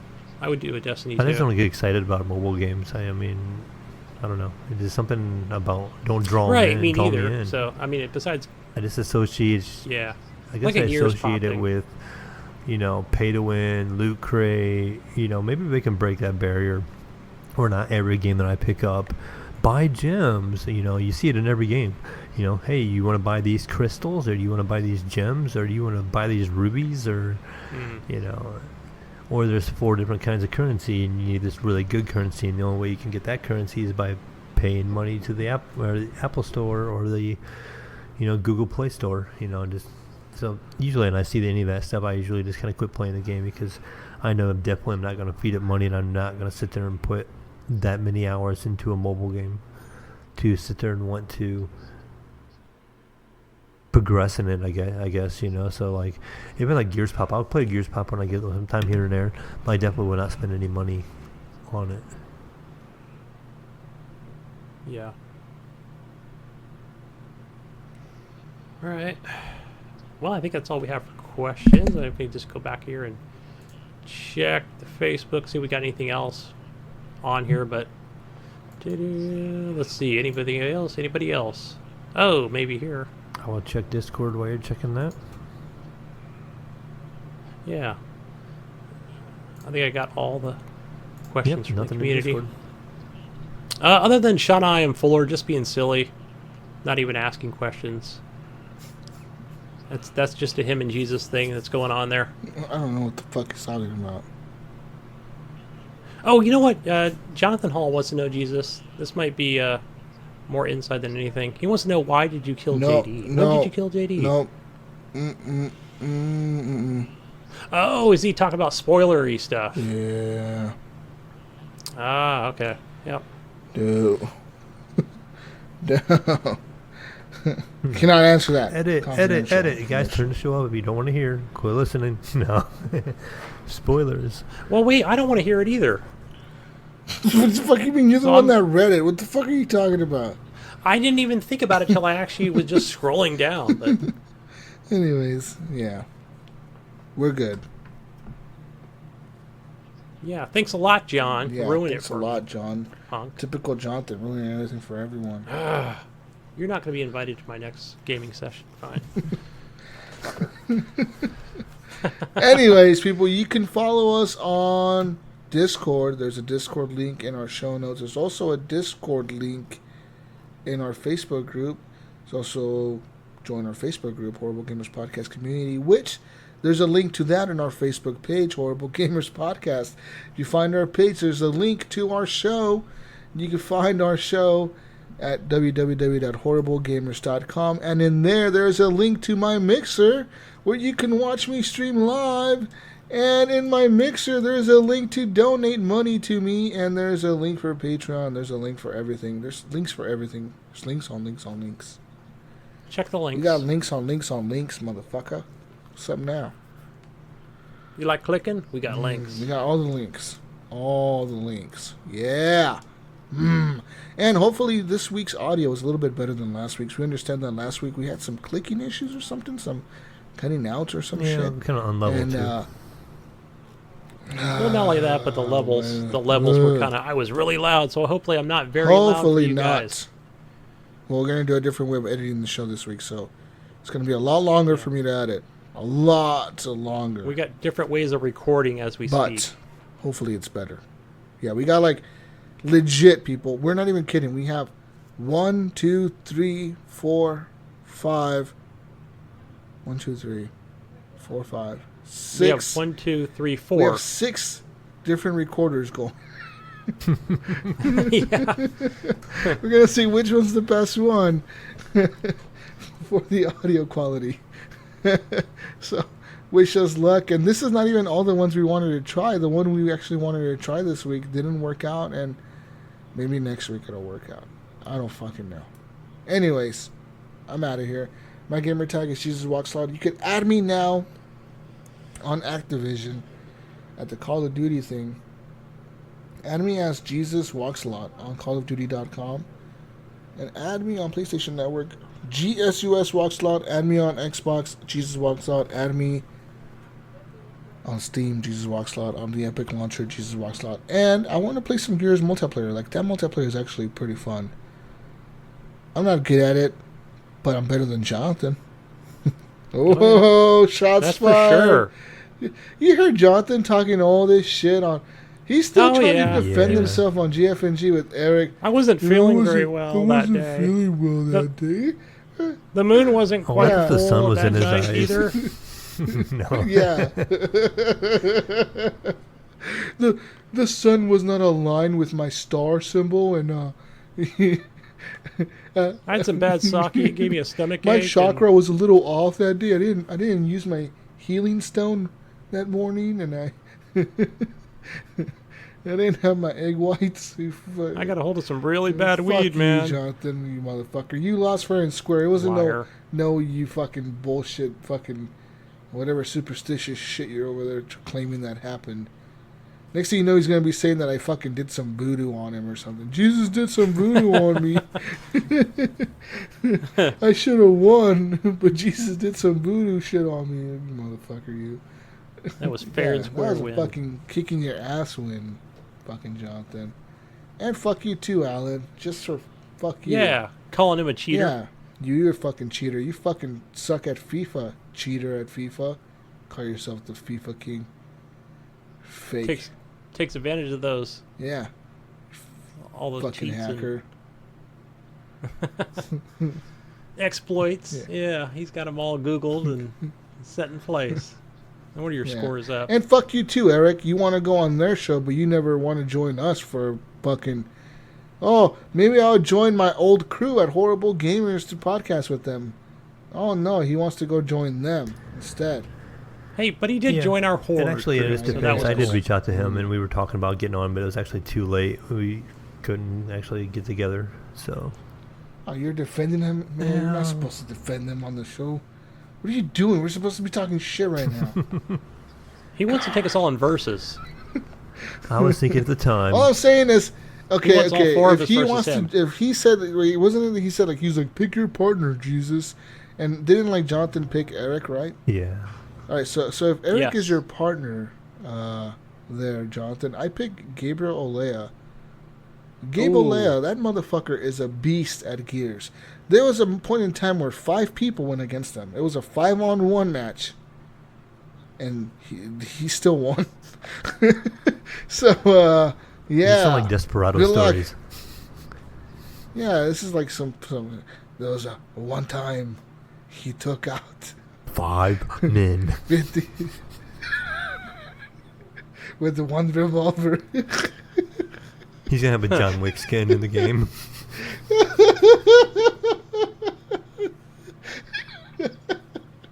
The Eric Smith and Gabriel Chronicles of the fucking Gears West. Yeah, West of Gears. Yeah, we should write a book about that. It'd be a pretty good fucking book, I think. It'd be fun. Hell yeah. There you go, Eric. I made you $1 million. I just expect $250,000 for ideas, and that's it. You can use my ideas and Mayo's ideas. Mayo, you get a half of my $250,000. Okay, I guess that's fair enough. Coming up with that I'll take idea. it. Gunny, you get nothing. Nothing. Because you What? didn't say anything. You got to say something to claim credit in this idea. You didn't say anything, so you get nothing. We're voting you Damn out. I was hoping I'd be your partner, but no. Eric Smith, get to writing the book. You I got suck. a bunch of time left. You got a baby on the way. You're going to have all the time in the world to write a book. Anyways, where can we find you, Senor Gunny? See, you can go over and find me on the Xbox. Add me on there. Gamertag Gunny Chief. Over on Steam, Gunny Chief. On the Epic Store, Gunny Ooh, Chief. My. That's right. I'm on there. Yeah, I believe I'm Gunny Chief. On that Uplay app where I'm playing Uplay Plus games. come play some Siege with me. You playing Siege? You know, I tried it out. How bad did you die? Mouse and How bad did you keyboard. die? So I just played against the bots on easy. Did the bots just to tell you to kinda uninstall? Because I'm like, I've never bots played send with him- mouse and they send him a keyboard message. on Siege.